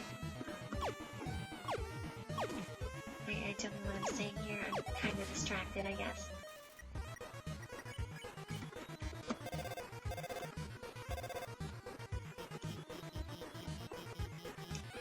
Yeah, Mettaton.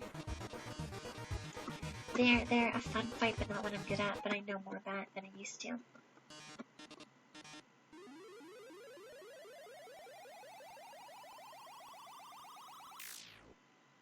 Oh, yes.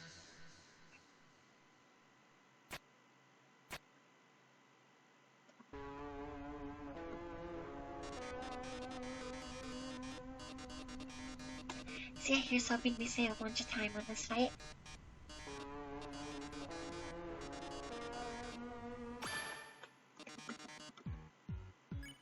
So yeah, we're gonna want to, I'm gonna throw the stick here. You can only use that once, but it gives you like 700 in ratings. Okay, I'm not good at this. I'm gonna eat a food item, I guess. Or actually I'll pose, because you get more for posing when you're hurt.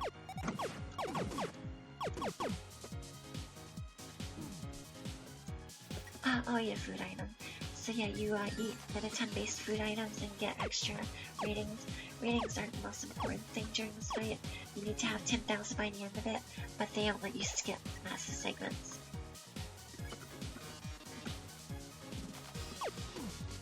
So my music always lags during this fight. I don't know why that is. Oh, whoops.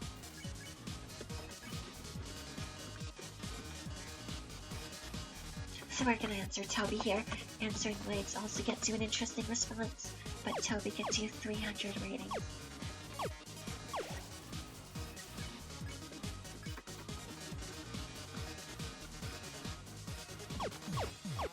I think this fight might lag my computer a bit, but there's not much I can do about that.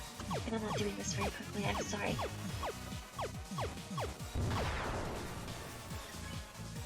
I'm gonna heal again. And I'm not talking very coherently because I'm really distracted. But yeah, I think my computer lags during this fight a bit, so sorry. So yeah, most people don't know how to deal with this attack. When a white lion comes at you, you shoot the disco ball and it switches them.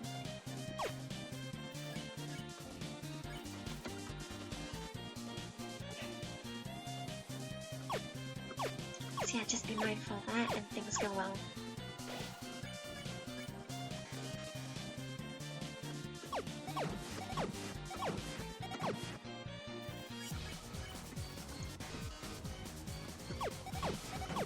If you're good at dodging the most, if you're not pose and heel turn, you get a lot of extra points for getting damage while heel turning. Boasting during happy break time is great, you still get your bonus. Yeah, you get more when you pose while damaged, and you get extra bonuses. What was I saying? During heel turn for being damaged, and NPC tells you about that earlier. And for boasting, you just don't want to be hit at all.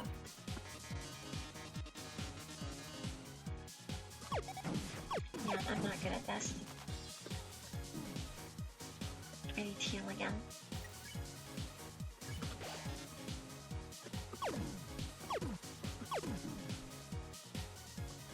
And I'll need to heal again after this. But it's alright because we're getting ratings for it.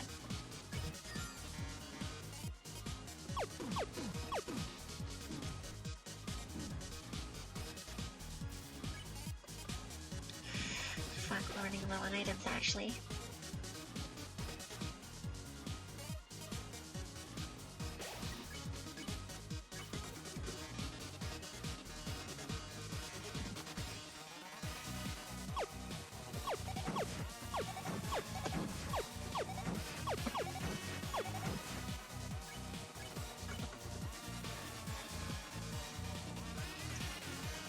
Alright, so I think this is about the end of the fight. Yeah, it is. I'm just focusing a lot here, sorry. Oh, whoops. See, I just need to have like 10,000 points by the end of this, I think. I'm gonna heal once more just in case. Yeah, it was a waste of a healing item, but I needed to be sure. Because if I had lost the fight right there, it would be a way bigger time loss. This is why I got the extra gland burger. This is why I got the extra 100 gold. The whole point is you have to get to the end of this with 10,000 ratings. So as long as you're at this point with 10,000 ratings, the fight ends pacifistly.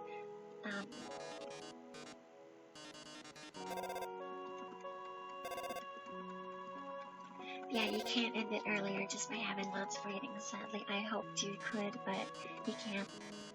So that is the last use of this stick in this run. We're not going to use it on the argument either because that ruins their yellow text.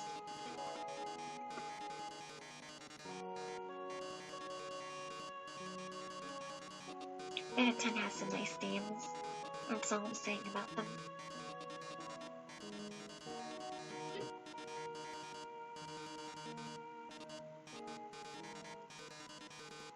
So our run is nearly done.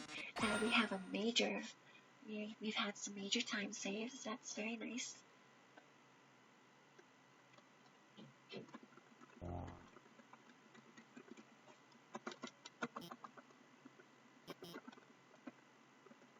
Hard to really skip past this dialogue because there's a lot of programmed in pauses. I don't mind them, they're nice. So that's that fight.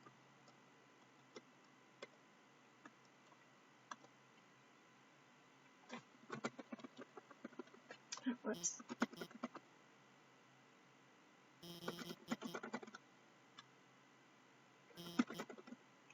We don't care that Office was lying to us. We like Office.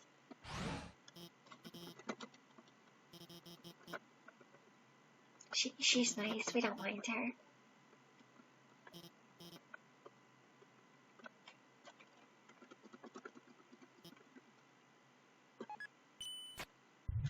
So Asgore has killed me a couple times. I don't think he's killed me during the speedrun yet.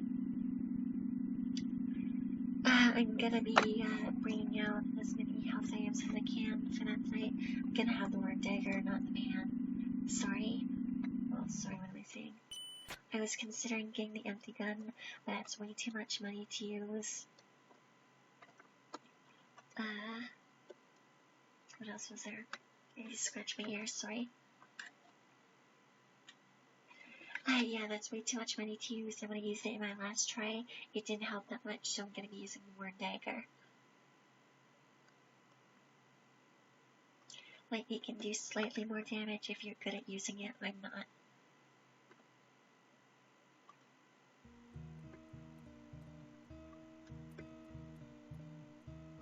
So we are gonna be making sure to get it. And since we're here, we'll get the heart-shaped locket too. And also we'll switch out our items. So dimensional box A, gonna put away a stick. We'll put away the stained apron. Bicycle, butterscotch pie, snowman piece. That should be good. I'd feel a bit better if I had at least one more. I'm not gonna cry at this point. I'd feel a bit better if I had at least one more healing item, but I think we'll do.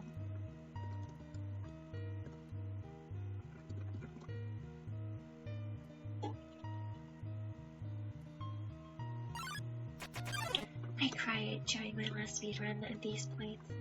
I cried during a lot of points, even though it's a speedrun. It's play this game or watch a Let's Play, just experience it.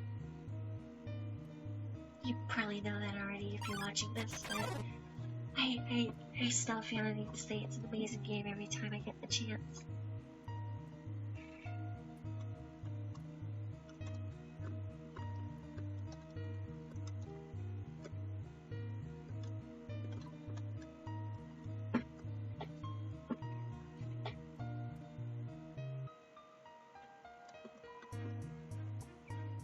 So hopefully we'll get through Asgore with very few problems.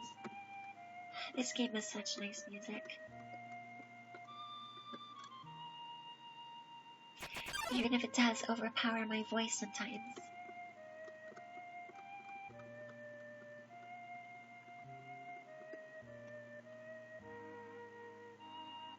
There's nothing I can do to make this faster, so I don't mind it. It's always nice to see it. And I'm not losing time because everyone loses time here, so to speak.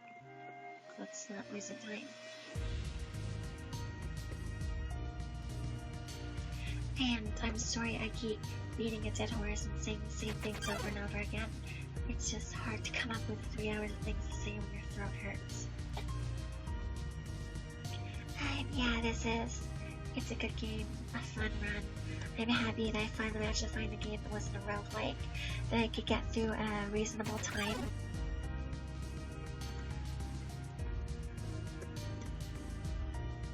Thankfully, there wasn't less screaming during this recording, like there was last time I recorded a run. Yeah, just my university dorm mates can be a bit loud.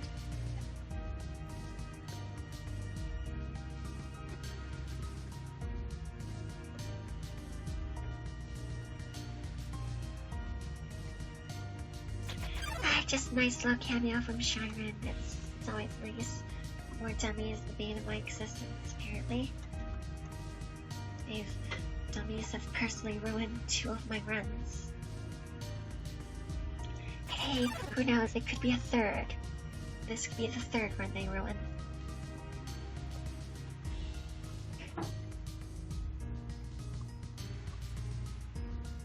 So all I have yet left to yellow text is an enemy in the True Lab, the augment and dog name, however you say it. We can't use a stick there, so we're gonna have to do it the good old-fashioned way. But past that, it's just normal pacifist run from here on out. But that doesn't mean it's all over and easy. That means I still have to do a speedrun for the 3 big final bosses. Last time I did this, I didn't die to either of them, so that was an amazing time save. Here's hoping I can do that again. On a video that matters. Even if I don't, I'm not giving up the run. I mean, this is the only run of this type.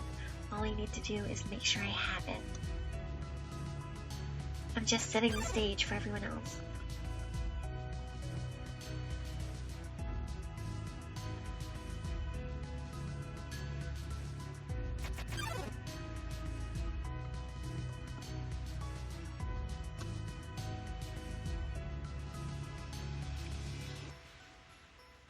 So yeah, just ignore all the save points. There's no fights in this area. Only use the last one, just like before the final boss fight. It's just a waste of time otherwise. During my true pacifist run, I couldn't remember where the last one was, so I had a lot of trouble where I picked like 10 save points. It was just a big waste of time.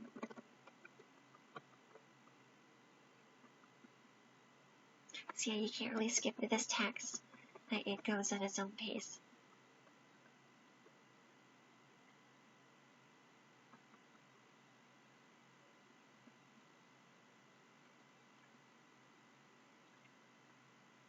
I've never done anything that wasn't a true pacifist run, so I'm happy. So you can't skip through this, that's why I'm not moving through this dialogue as quickly as I could be, so to speak. I am.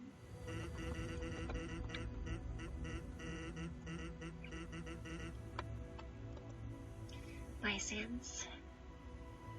We didn't spend much time with you because this is a speed run, but now Sans is nice. Bit of a creepy fucker, but nice.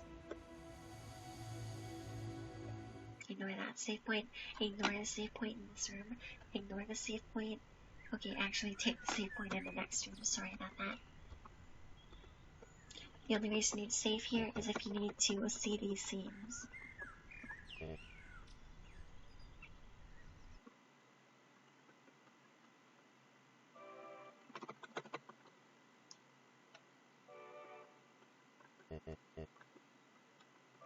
Yeah, the fact that you can't really skip through these segments as quickly as you think you'd be able to is just a sign of how not just pure text writings is. It's kind of a sign of just the sheer number of animations and emoting characters do between their lines. And even like the way that the lines are written, sometimes they're so deliberate that you can't even skip through them when they're just plain dialogue. So I gotta save there for safety. Also because I'm getting to load my game later.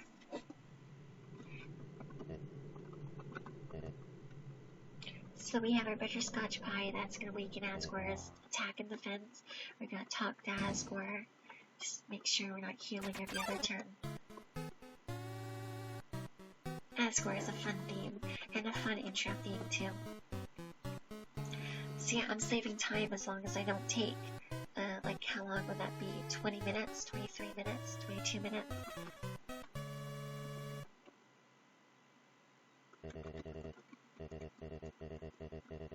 I fucking hope this run works.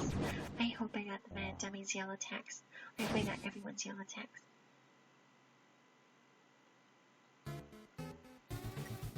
So we gotta talk for a couple turns. Running into hands doesn't speed that up. We don't want Asgore to be doing 5 damage a hit. Oh, whoops. So we're gonna be eating the butterscotch pie here.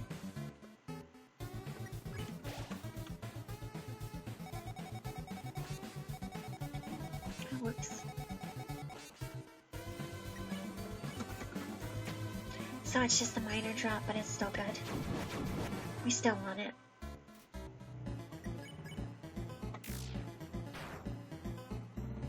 I talked to Asgore enough, right? I'll do it one more time just in case. It's a waste of a turn, so to speak. But, oh wait, he only did 1 damage there, so yeah, I think we did enough. This is the attack I hate more than any other attack in this fight. I'm not good at dodging it. It seems easy, but some of them start spinning eventually. Also, I hate this one too. Now we're gonna eat the legendary hero to up our attack. We need healing anyways, so that'll make the fight go faster. See, more damage already. That's like 10 extra damage. Once again, I'm not good at dodging a lot of these attacks. It's hard to practice on the end game boss. Fuck.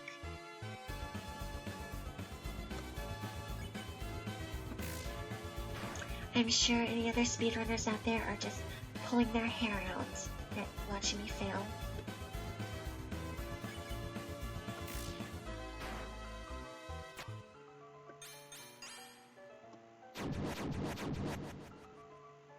Say, just match the color of Asgore's attacks there. Yeah, I'd honestly suggest going into this fight with a legendary hero burger. So feel free to use all your items here. You're not gonna need them after this. Even on the true route, you get your items back once you reload. So just use all of them. The fight was balanced around the idea of you having all of them. Sorry if I start losing my voice progressively here. Asgore's also going to start losing defense and attack very quickly. Maybe not attack, but I know defense.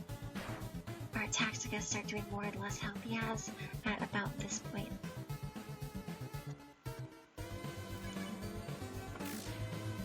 So yeah, a lot of these homing attacks, just make sure you're not backing yourself into a corner.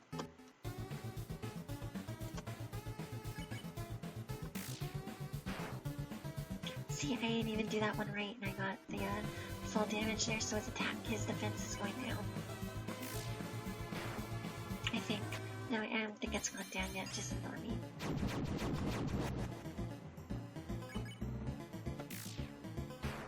Oh, there we go.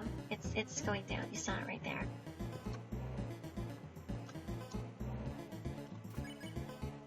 I think we can get by without healing and wasting another turn. Hopefully. Oh, fuck. Okay, I'm gonna heal.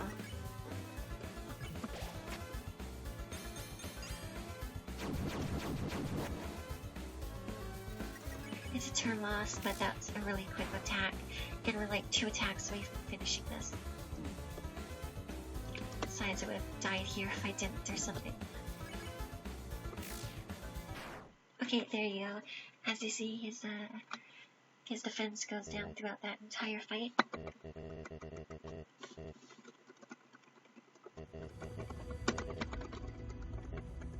So yeah, just skipping through this. Sorry, it's a speedrun.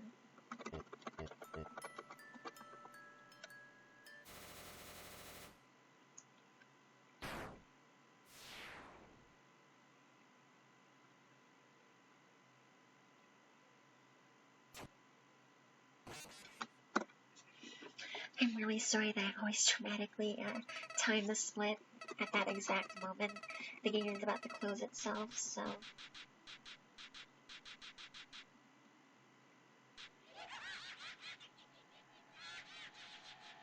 So I'm gonna need to reopen it. The reason the split is named Recording Nightmare is because this is gonna happen a lot if I don't manage to get through this without dying, like I did last time.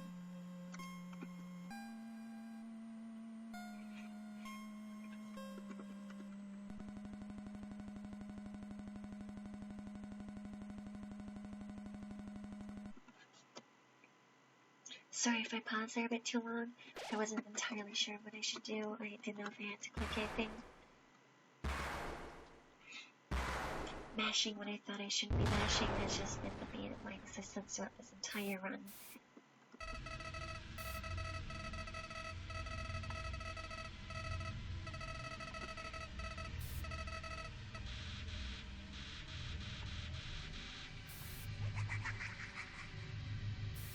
So yeah, you can't really lose this fight, you just have to keep opening the game over and over.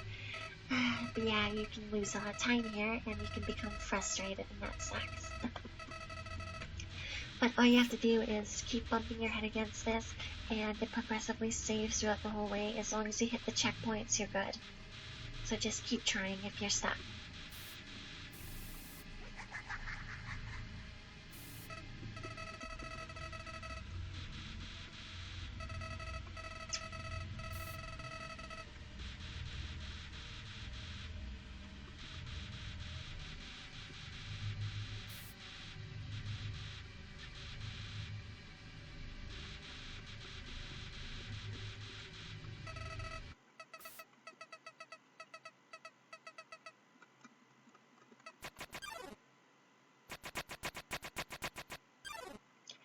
So the unfortunate thing is if you die at the beginning here, which is easily the hardest segment, you have to watch this small part of the intro over and over again, and it's very long, and it kind of sucks that the hardest part is the part that is the longest to restart.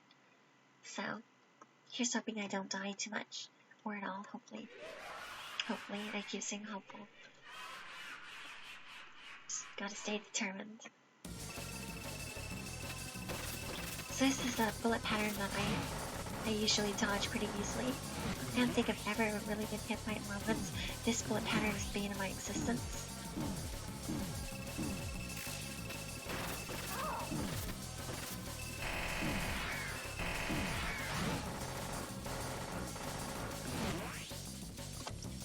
I might die here. Fuck. Okay, I made it through that part the first try. As long as you get to the heart warning parts, that's where checkpoints are.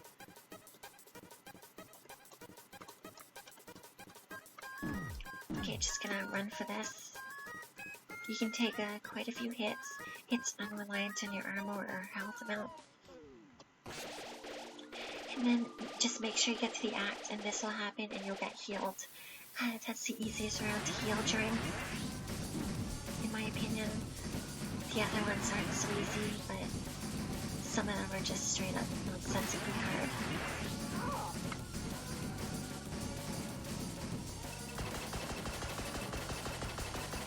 So yeah, you just have to survive.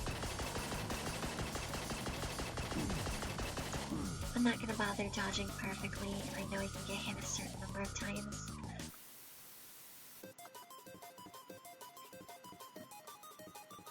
I am mostly focused on just surviving and making sure I get the things.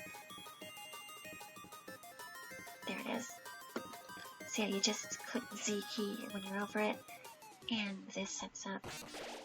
These are a bit easier to collect than some of the other ones, so that's nice. but still, as you see, we didn't heal the full like we did with the band-aids. And with the band-aids, we healed with a lot to spare.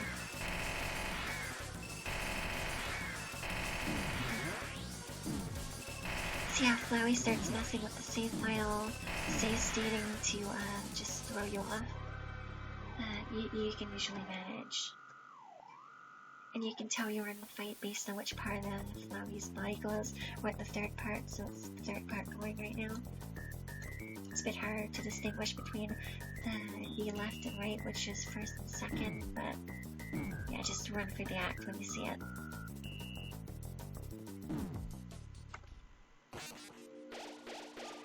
This is another segment that's pretty easy to heal during. Once again, not the fall, but...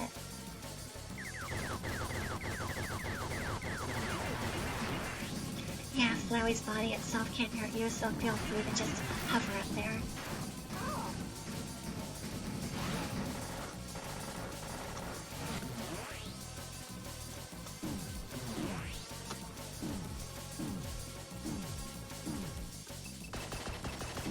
I might die here. Oh, no, I survived. So yeah, that is the fourth heart. This is basically either the hardest or the second hardest one to heal during, but it's one of the easiest to avoid things during. Although every time I say that, I just get hit. So I think that's the first time I didn't get hit during recording. So yeah, this one's a bit of a pain in the ass to heal during, but we'll still manage.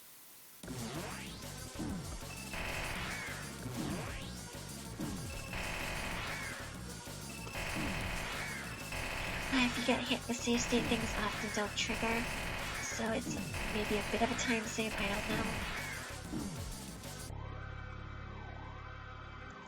Right, so one more after this one. This is an easy one to deal with and a very easy one to heal during. I'd say either the gun or the notebook is the worst one to heal during. So you'll actually need to catch the act that freezes in midair if you don't get to it in time, I think. So yeah, you don't have to really worry about being too far away from it or something. I think it always comes from middle pan though. I'm really happy I caught such a good run at this boss fight during another recording. I was afraid I'd get another bad one.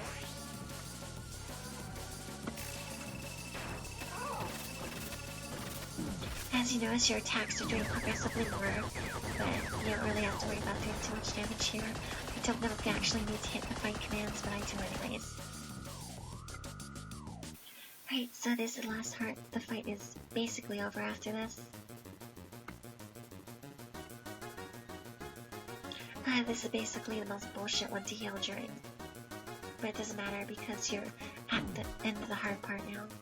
And it's almost impossible to die in my opinion after this. Yeah, as you can see, it's healing here. It can go fuck itself. I like the music here. So our little friends, the other kid souls, are all getting together and healing us. So yeah, it doesn't matter if you heal during the gun part or not. So yeah, you're probably going to be fully healed by now unless you're actively avoiding them. And you're going to be getting health items dropped throughout the whole thing. Just hover on the bottom here and just hit the fight thing, jump up when you see a health item. Don't even really bother with dodging for the most part because the health items are going to like overwhelm any damage you take. And you're better off just making sure you're hitting the attack command.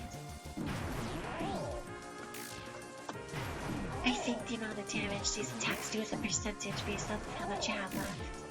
Because I'm getting hit a lot, but it's not doing much. Just make sure you get the healing thing, so mostly just hover around here, and as I said before, jump up when you see a healing item. Healing, green, bullet, whatever.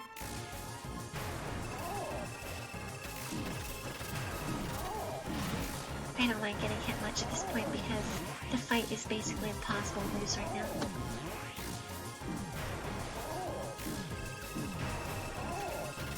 I haven't lost it once at this point, but I'm not even sure if you can.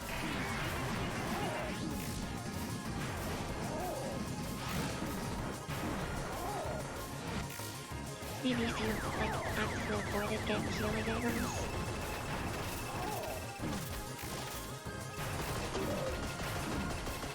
So yeah, as Flowey gets at low health, you start to hear this noise. Sorry if I don't have much good commentary to give, it's just, you know, I'm really focused on getting this done.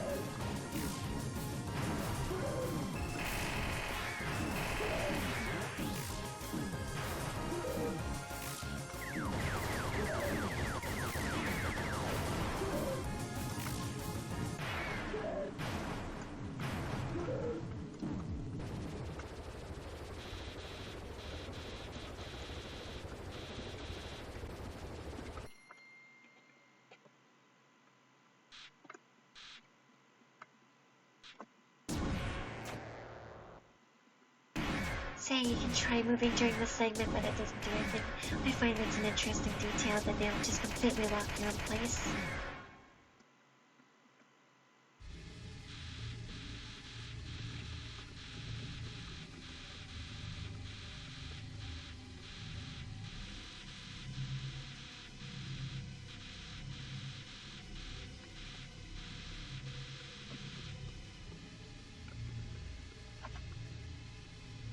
I keep getting afraid to wipe away at my face because I'm afraid the microphone is still there.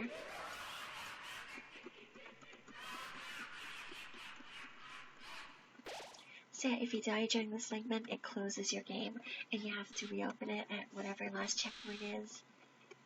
But what was I saying? Yeah, because I didn't die, I didn't have to deal with that aside from the mandatory first one. If you're gonna record this game, make sure you have a program that can, deal with the fact that the game's gonna be closing on its own at least once. Like, there's no way to record a speedrun of this that doesn't involve the game closing on its own.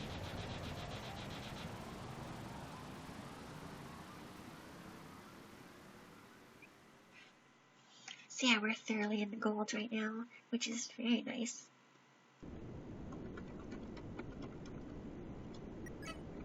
So yeah, just hold right and mash C at this point.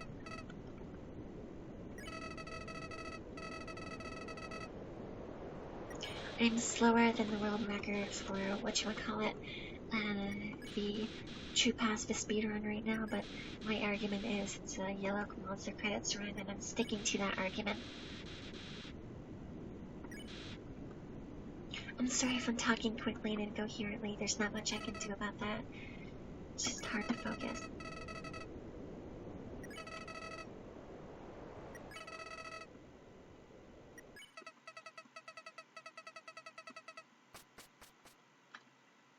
So there's that.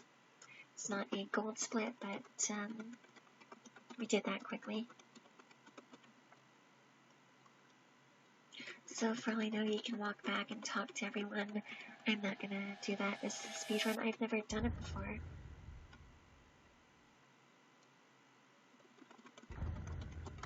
So yeah, because I did the friendship things, the date with Undyne earlier, I can, how do I say it, just go to office's date as soon as I leave here, so that's nice. What was I gonna say again? There was something.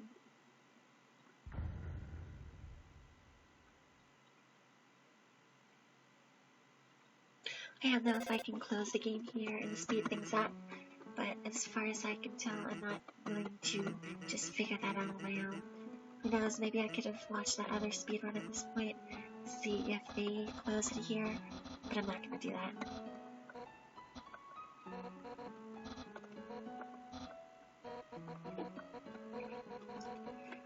I wish I could read your dialogue, Undyne, but in case someone's wondering, she's showing Papyrus the route, which is to say, giving him a noogie.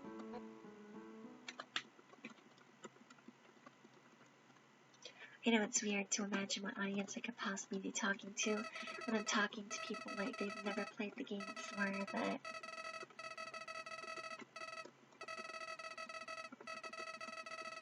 you know, I just can't help it.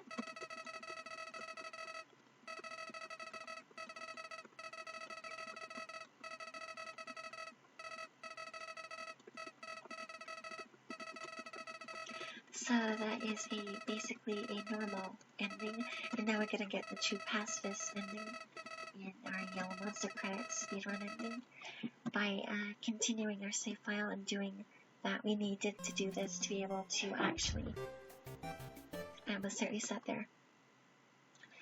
We needed to beat Flowey there to be able to get this version. So yeah, we need to leave this place so we can even be able to get the letter for the alpha state.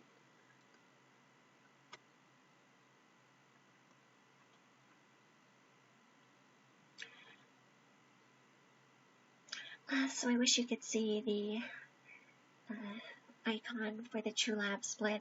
I chose to use a text box from Lemon Bread during one of their attacks. Oops.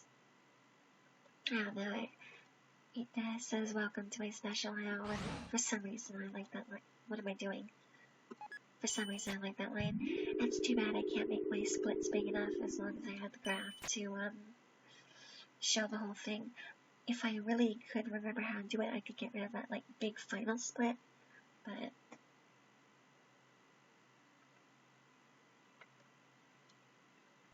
for some reason I just have an unnamed split there. So I really hope I got all the Yellow Monster credits.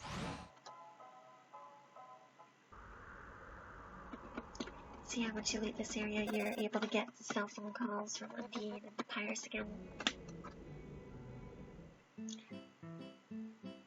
We have all of our health items back from the Asgore fight, so you don't need to worry about that for a True Lab. Oops, sorry about that. I think it's right. Right's the direction to go, I think.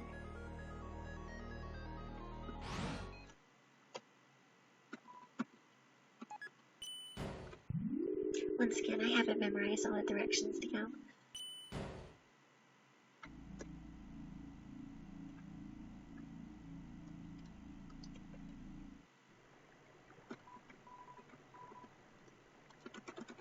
So yeah, you have to hit the Snowdin, talk to Undyne, and she'll give you a letter to bring to Alphys.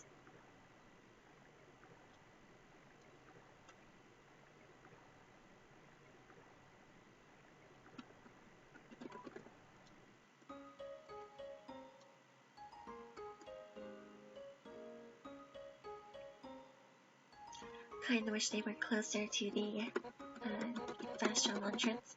Why am I not skipping as fast as I could be? Oh, whoops. Sorry, I'm really tired right now and I'm not mashing through text right. Although there were sins in the speedrun, I guess. I like accidentally going to Waterfall again. But I did it right, I made sure I went to Hotland.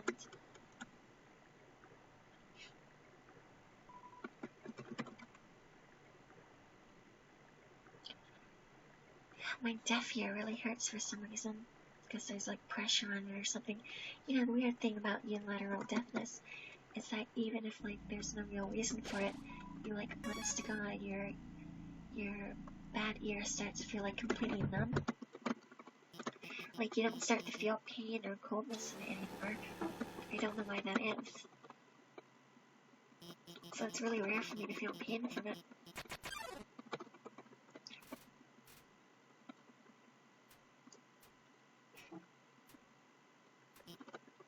So yeah, there's a lot of awkward silent pauses in this. They're really great for like just establishing mood. Not great for speedruns.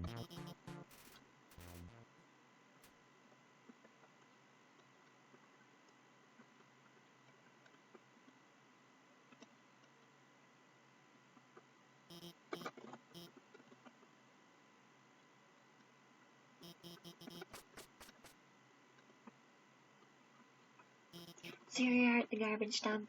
Great place to pick up girls. We all like Undyne's outfit here. It's very nice.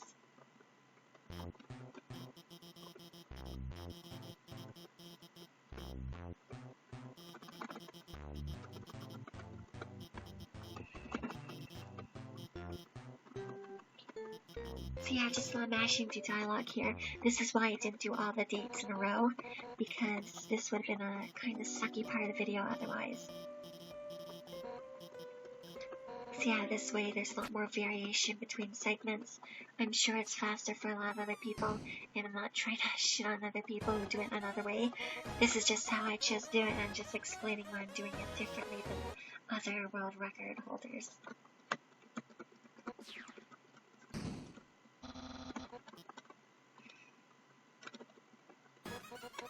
We like Undyne, so we're gonna be nice to her, and also the dialogue to be nice to her is first.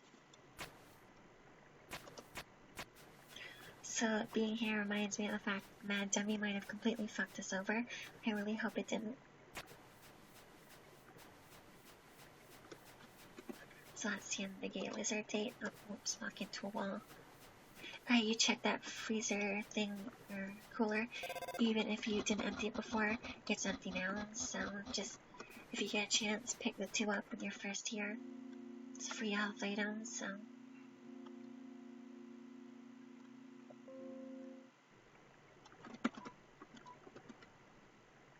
I went to Snowdin by accident, so that kinda sucks. So that's the second time I went the wrong direction with the fast travel during this run. At the very least, this is a massive time loss. I'm like 19 minutes ahead of my usual split, so that's good.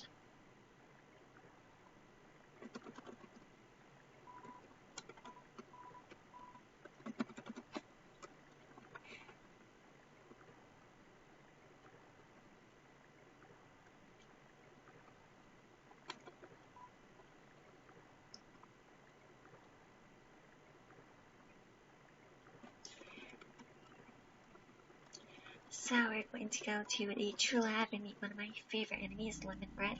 I'm going to save here just in case. I know I don't really need to, but I'm very nervous at this point. It makes me feel better.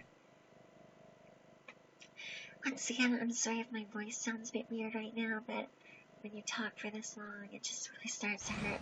There's a letter from Alphys saying, oh, I might not come back, sorry, whatever. Doesn't mean what you think it means.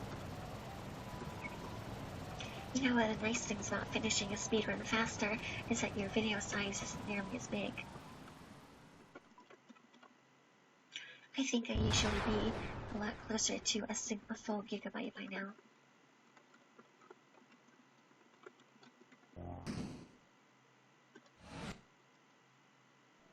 So yeah, I don't know the optimal route to do this place, but this is the route I know. At the very least, I'm not doing the Reaper Bird way earlier than I should, which is nice. I'm gonna save here really quickly. Oops. So I gotta go left and get the red key, so we can actually progress, instead of going right and running into a wall like I did earlier. So there's no way to skip this. You have to turn on all those things. That's always the last one that this enemy comes out of. They are easy to deal with, so... so you want to use some.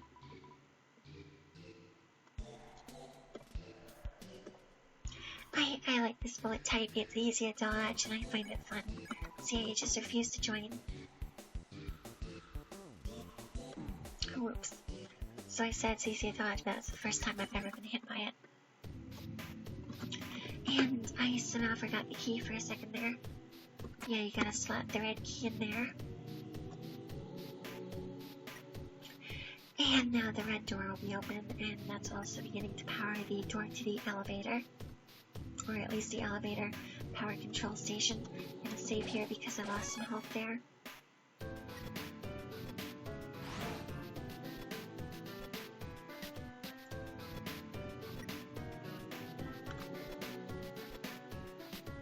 So yeah, we're gonna get the yellow key from this bed. God, I totally am doing a walkthrough, but I'm sorry, it's the only really real way I know how to do this.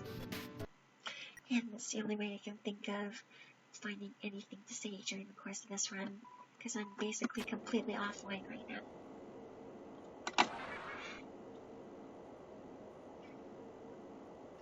So yeah, I'm going to be recording the credits as well, because you need proof that I got all the yellow text. So we're gonna back in.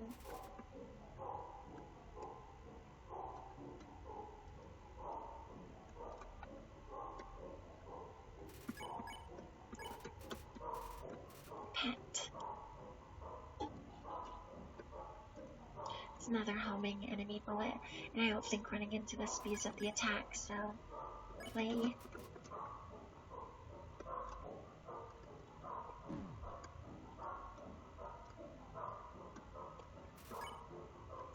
And pet twice.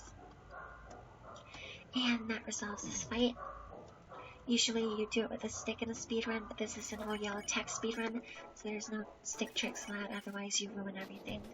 And you don't get the yellow credits text for that enemy. Once again, yellow credits text is not the same as the text where it's like, oh, their name is yellow, you can spare it now. No, you have to do special things, and I assume you know that if you're watching this.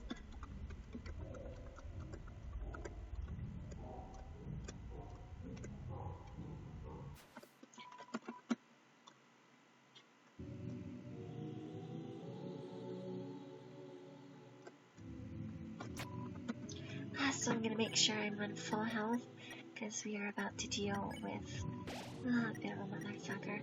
I'm going to equip the... Sorry, I'm wasting my time in the menus here. I'm gonna equip the burnt pan again, because we don't actually need the knife anymore. So yeah, here's basically one of my favorite enemies, lemon bread. And lemon bread is a bit of a pain in the ass, because this attack, I'm not very good at dodging it. So I constantly die to lemon bread. So we're gonna flex.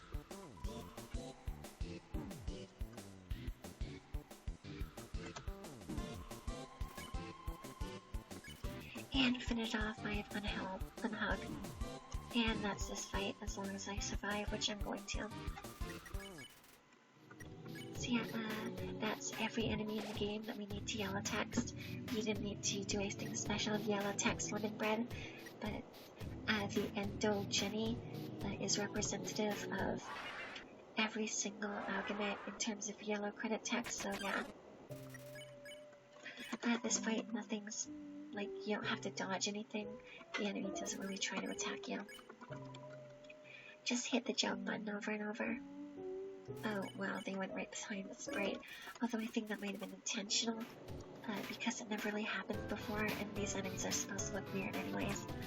So there's one more, and I'm sorry if I'm talking too quickly. I have a lot to say. So there's one more augment to a fight, and it's the last real fight of the game. It's basically a regular enemy, but the last boss is just a, you know, a cool, you can't die here boss. I like bosses like that, to be honest. So yeah, he's the Reaper Bird, the only enemy in the game with a named bullet, the Everyman bullet. There's one, yeah. Like lemon bread, this has killed me several times, so we are going to pray. Here's the Everyman. Everyman has a tough time in life, as you can see.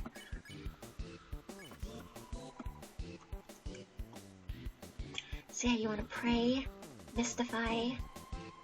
I'm gonna heal out here. I'm gonna heal just in case. Because I don't need healing items after this. That's not much of a time loss. I just don't want to die here. I think the last one was, or maybe I have to do everyone, I don't know.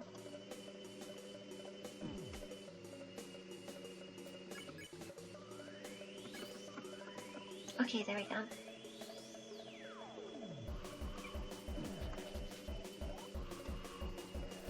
I couldn't remember the specifics for a second there. It's not like I can fuck over the run by doing that. It's not an enemy that has its own yellow text, so...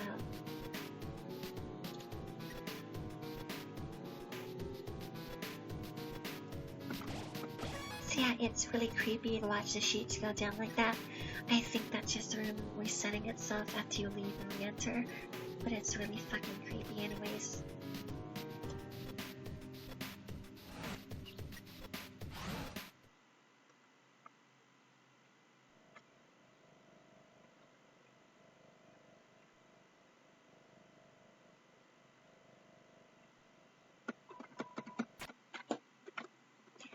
Plus, there is nothing we can do to speed this segment up.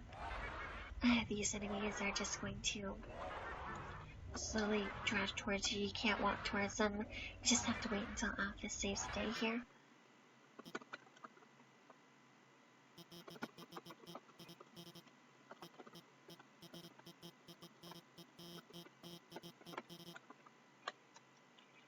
We like Office, and you know what? No matter what, the whatchamacallits, the Alchemists, they're happy. They don't mind. So this isn't a gold split, but that's probably because I went the wrong way earlier. So that gets the True Lab done. Lost a bit of time on going to the wrong area with the fast travel, but it could be worse.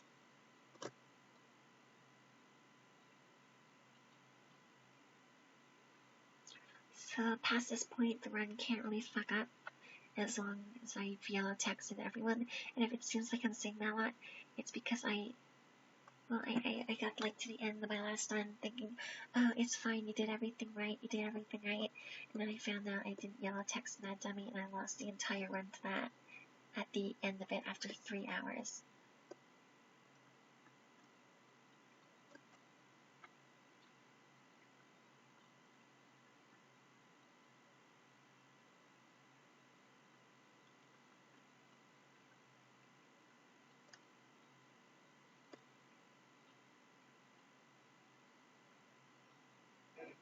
Sorry if you hear a lot of background noise. Once again, nothing I can do about that.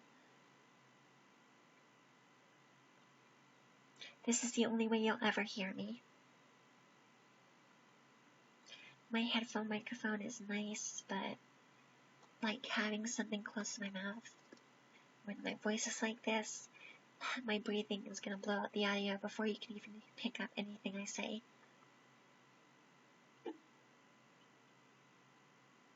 Like, I can't project any further than this. I just have a constant sore throat.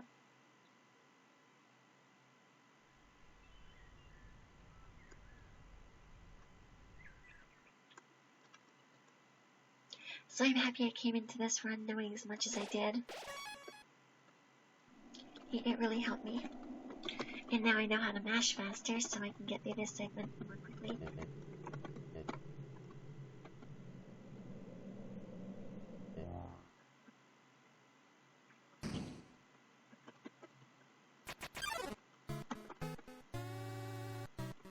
It's nice to be able to hear this music again.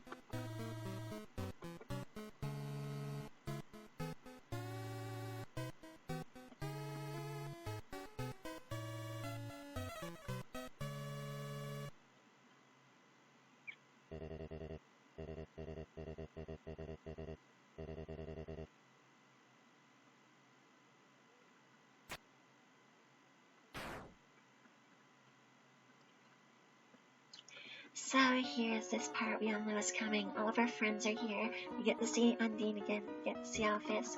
Undyne is great. Office is great. They're both gay. Everything was wonderful.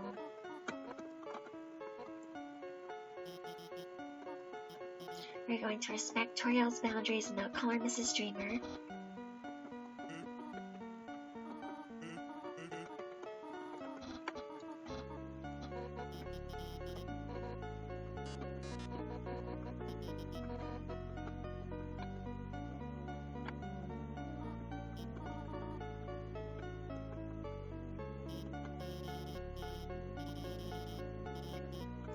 So yeah, this part of the text you can't really skip through. It moves at its own pace.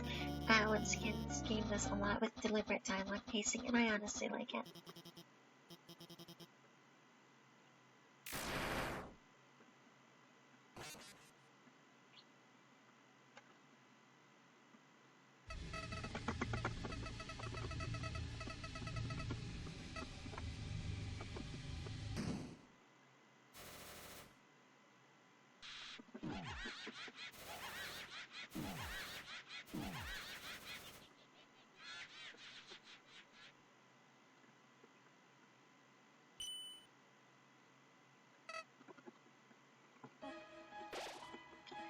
I'm gonna try not to cry at this moment. I cried last time it happened. Like, it just says a lot about this game that it can make you cry even in the middle of the speedrun.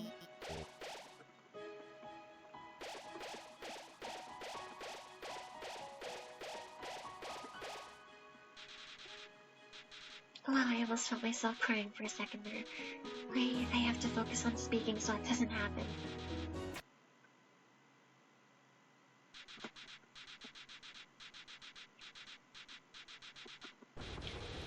So yeah, poor Muffet here doesn't even have a damage sprite.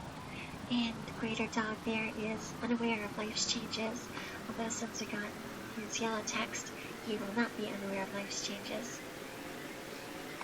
I'm just used to seeing that line of dialogue because I usually throw the stick. So yeah, sorry if you heard a big noise there. That was my leg hitting the table. Yeah, the poor stick, it got its moment of glory, but it didn't get a lot during this run.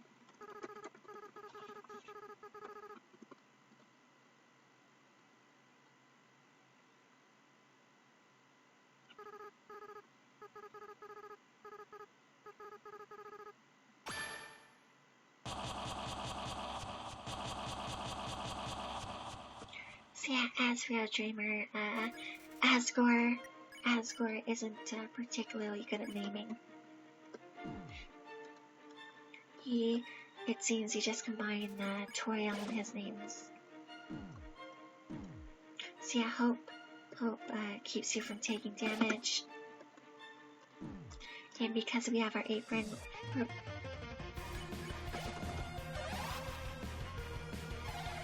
we're pretty much regenerating all the damage we take there. You can't speed up that first segment. The real fight only starts once the music kicks in, so no amount of not acting or anything will change that. I just did it anyway, so it's a bit more interesting to watch, even if it means taking some damage. I'm gonna heal here while I'm still good at these parts. Yeah, Popsicle should do.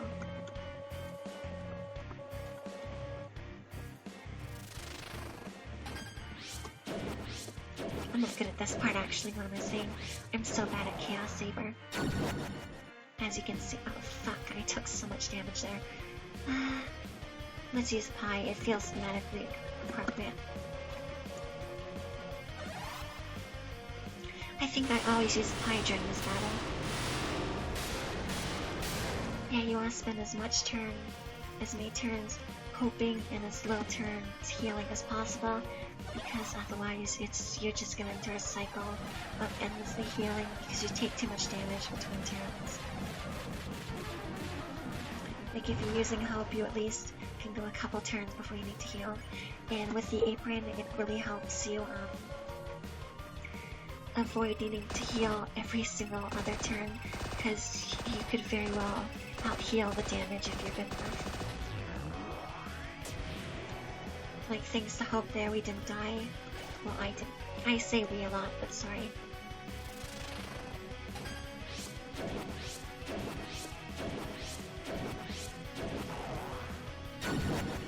I took a hit there, but it's fine. I'm gonna heal.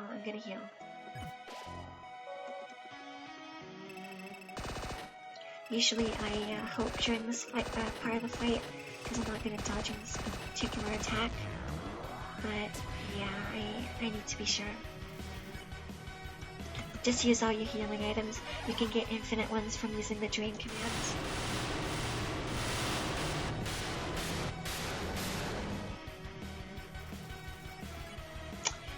Yeah, legendary hero, might as well. You can't actually lose here. If you do die, you just get a short scene where your heart reforms itself because of the true strength of your determination. It's really nice, I like it. I'm gonna need to keep healing. Thank you, Snowman. I'm actually really glad I picked that up now, because it means I don't have to waste another turn dreaming. I'm probably gonna need to anyways, but oh fuck, I probably should have taken the stick out of my inventory, shouldn't I? So yeah, we're pretty much near the end of this part of the fight here. And thanks to hoping, our defenses increased dramatically.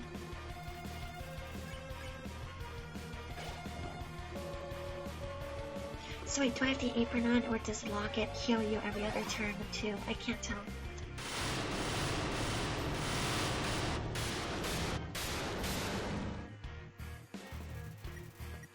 So this isn't a game where you have to be good at dodging. Like, the game is very lenient.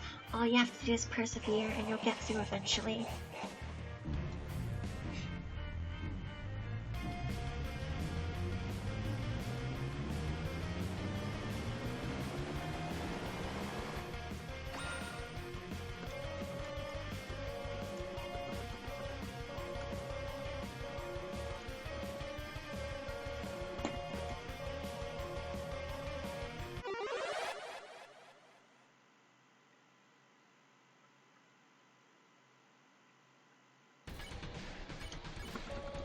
So we're gonna die here. We can't actually heal, so we're gonna get the scene where the heart breaks. It's gonna be a minor time loss, so to speak, but I think you need to die at some point anyways, so... Yeah, you can't lose this fight. But you know what? I don't care. I like it. I don't really mind fights you can't lose. Like, in this case, it's fitting and it's fun, and it means you're not ruining the like initial emotions of the scene by starting over and over again.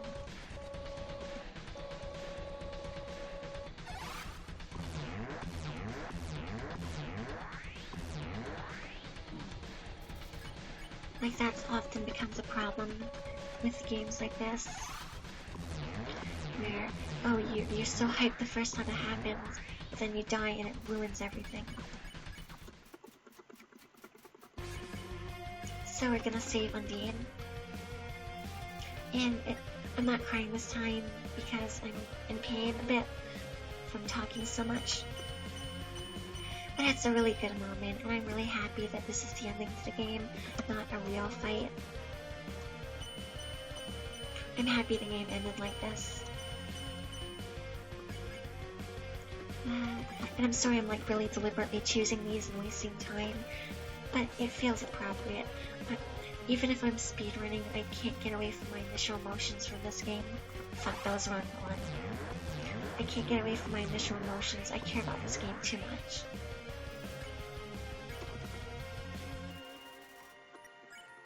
You know, I always save everyone in the same order, but for once I think I'm gonna save Office next, you know, just to change things up. I don't know why I save everyone in the same order.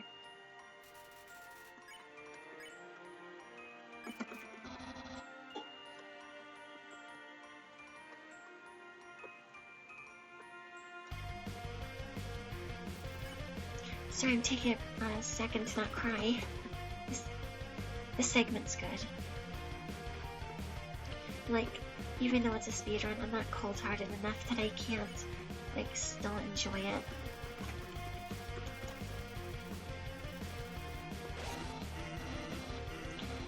I'll waste a couple of seconds if it means just enjoying this fight again. You can hear me start to cry.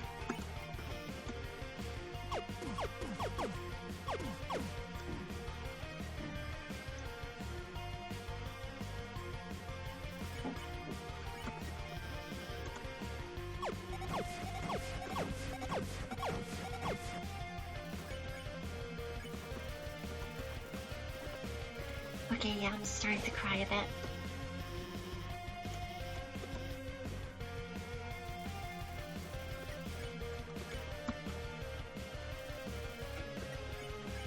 Sorry, I needed a moment.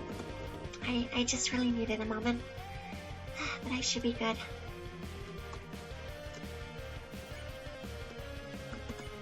I hit the wrong button by accident. Like, technically it would be faster to, like, not pick anything specific, just mash the same things over and over.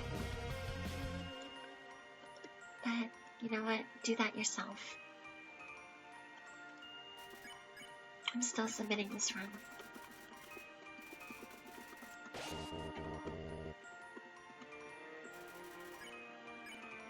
Oh, that's the wrong button.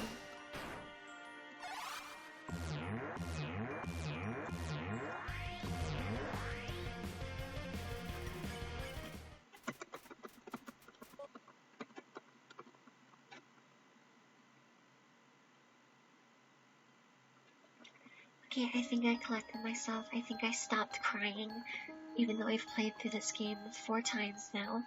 And this is a speedrun. I'm not even really reading too much of text. I still cried. So yeah, play this game, watch a Let's Play, just experience this game. You probably already have if you're watching this.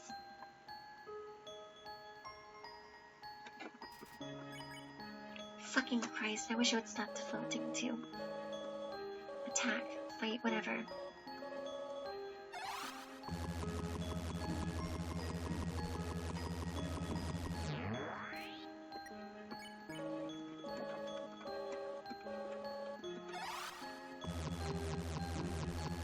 I am at least happy that accidentally choosing attack doesn't mess this up. So you can't really skip this dialogue that quickly, but at the very least they stop trying to hit you. It now saves the default instead of fight. I'm gonna stop mashing X now because it just messes up my menuing, and it's not skipping through any dialogue anymore.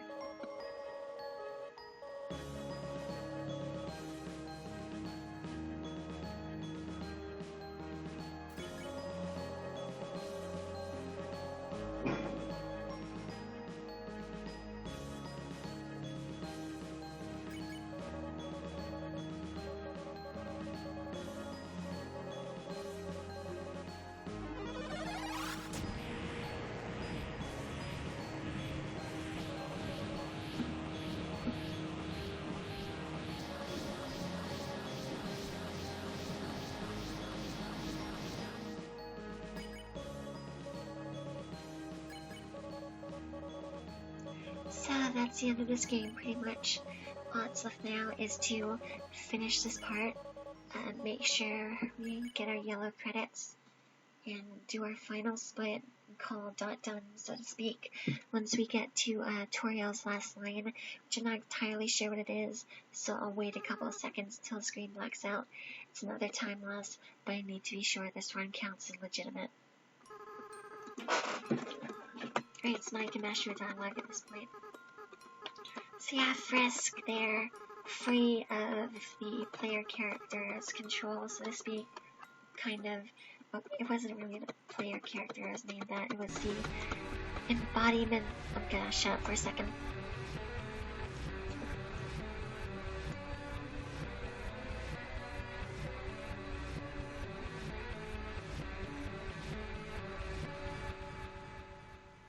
Sorry you wouldn't have heard me over that. So yeah, the named character, the fallen child, and also the one they're mostly referring to, is the embodiment of the player's desire to basically refuse to engage in an environment and just kind of play for large numbers or something like that.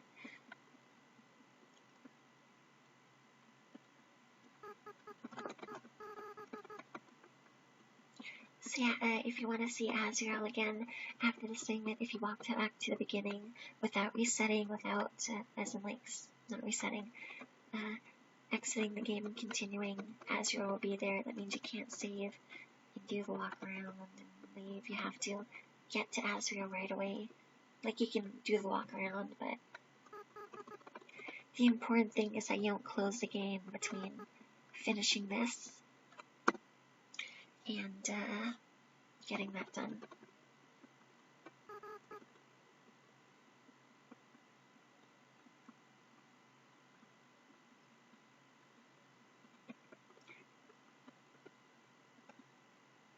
So yeah, if you're wondering why a timer is going down, it's weird. It's hard to explain.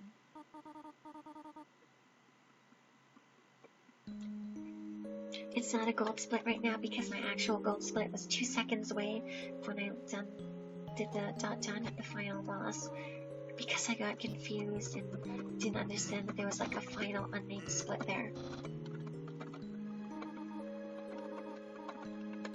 So yeah, that is the end. Now we have to leave, get our last lines of dialogue. You know what, I'm gonna save just in case, I don't know why.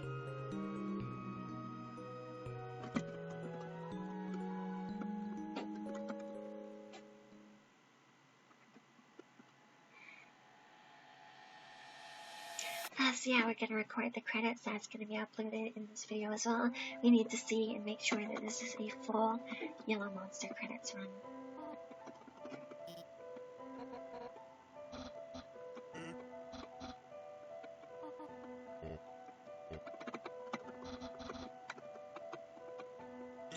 So yeah, this time around, you know, I'm gonna say yes to Toriel being the character's mother because I've never chose that in a run before. So let's see what that looks like.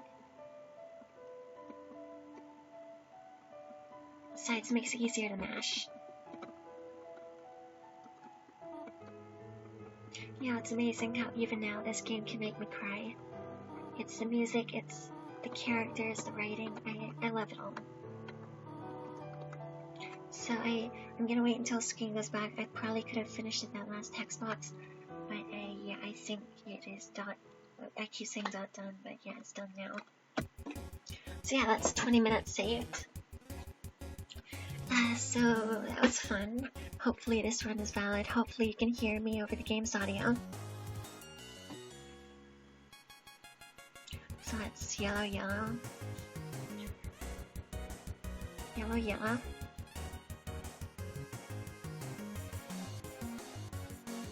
Yellow, yellow. It was a fun run. It's an all Yellow Monster credits run. Not very different from a true pacifist run, but there's enough differences to justify it. My throat's very clogged, but thankfully I didn't need to clear my throat at any point during this run. My heart is pounding. So enjoy the credits. We need to see them anyways, so can't really be cut out.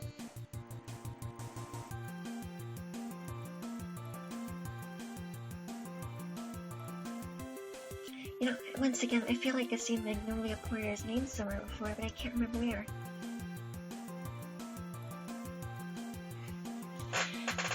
I think I'll avoid clearing my throat before the end of this.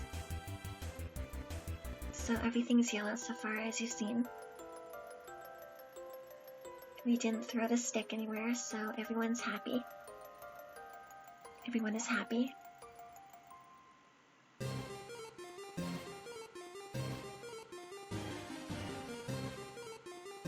We love Undyne, we love Alphys, they're great. The game wouldn't be the same without them. The game wouldn't be the same without any characters. But I'm especially appreciative of them. We're not even on a gigabyte of video right now, so that's nice. It'll upload way faster. So yeah, that is the rare Aaron yellow text.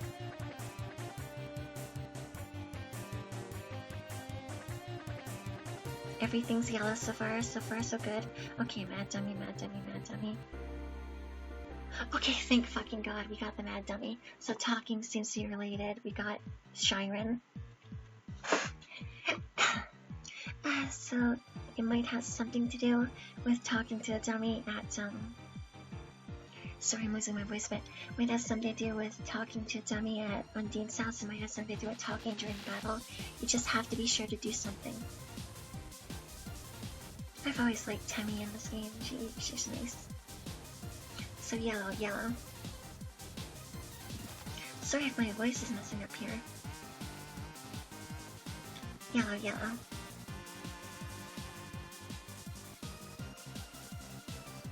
Yellow once again.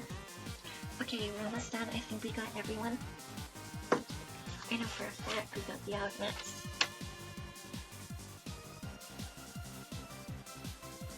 Okay, so that's everything yellow so far. I'm sorry, I keep saying yellow, yellow. This fucked up on me before, so I'm tired, and I need to be sure this goes right.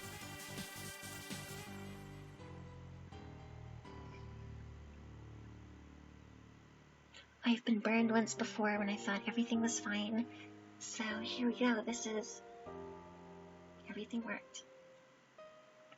And I'm actually really happy with this run. Someone's gonna beat it, I'm sure, but this is the only run like it right now, so I'm uploading it. It's my fastest run by far to date in any category, so.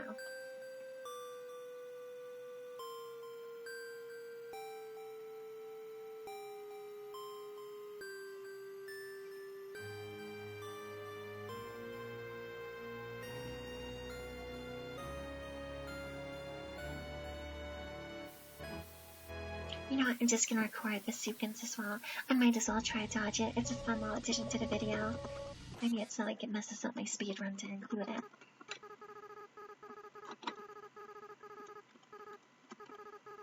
I'm not gonna dodge all of these, I never do.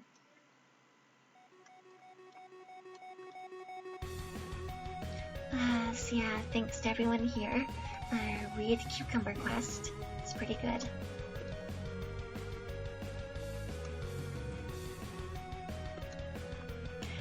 Gigi, DG, however you pronounce that. Their card for Undyne is great. How do I oh, I can just slide here. Okay, so that's how you get through this.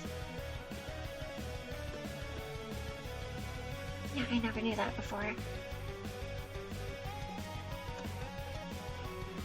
Okay, so that's how you do that part of the credits. I thought that was impossible, basically.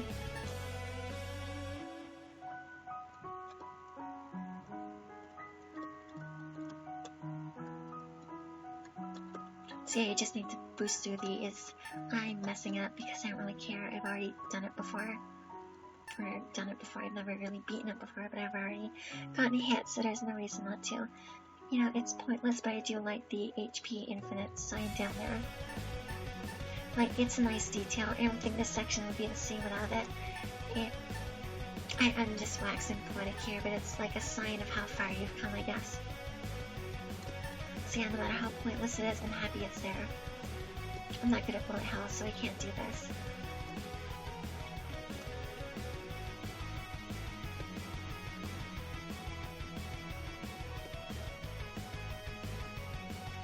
So yeah, I'm going to upload this, and I'm going to submit it to Speedrun site.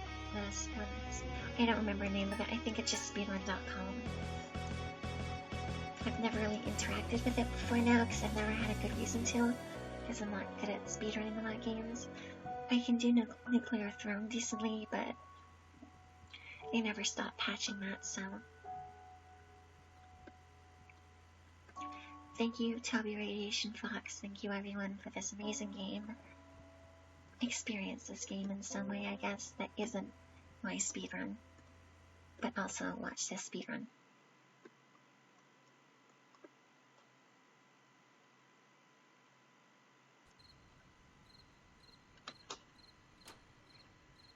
I'm gonna include this little scene, might as well. It's just a slightly larger size, it's a gigabyte. It's like 0.17 less than the first video I uploaded.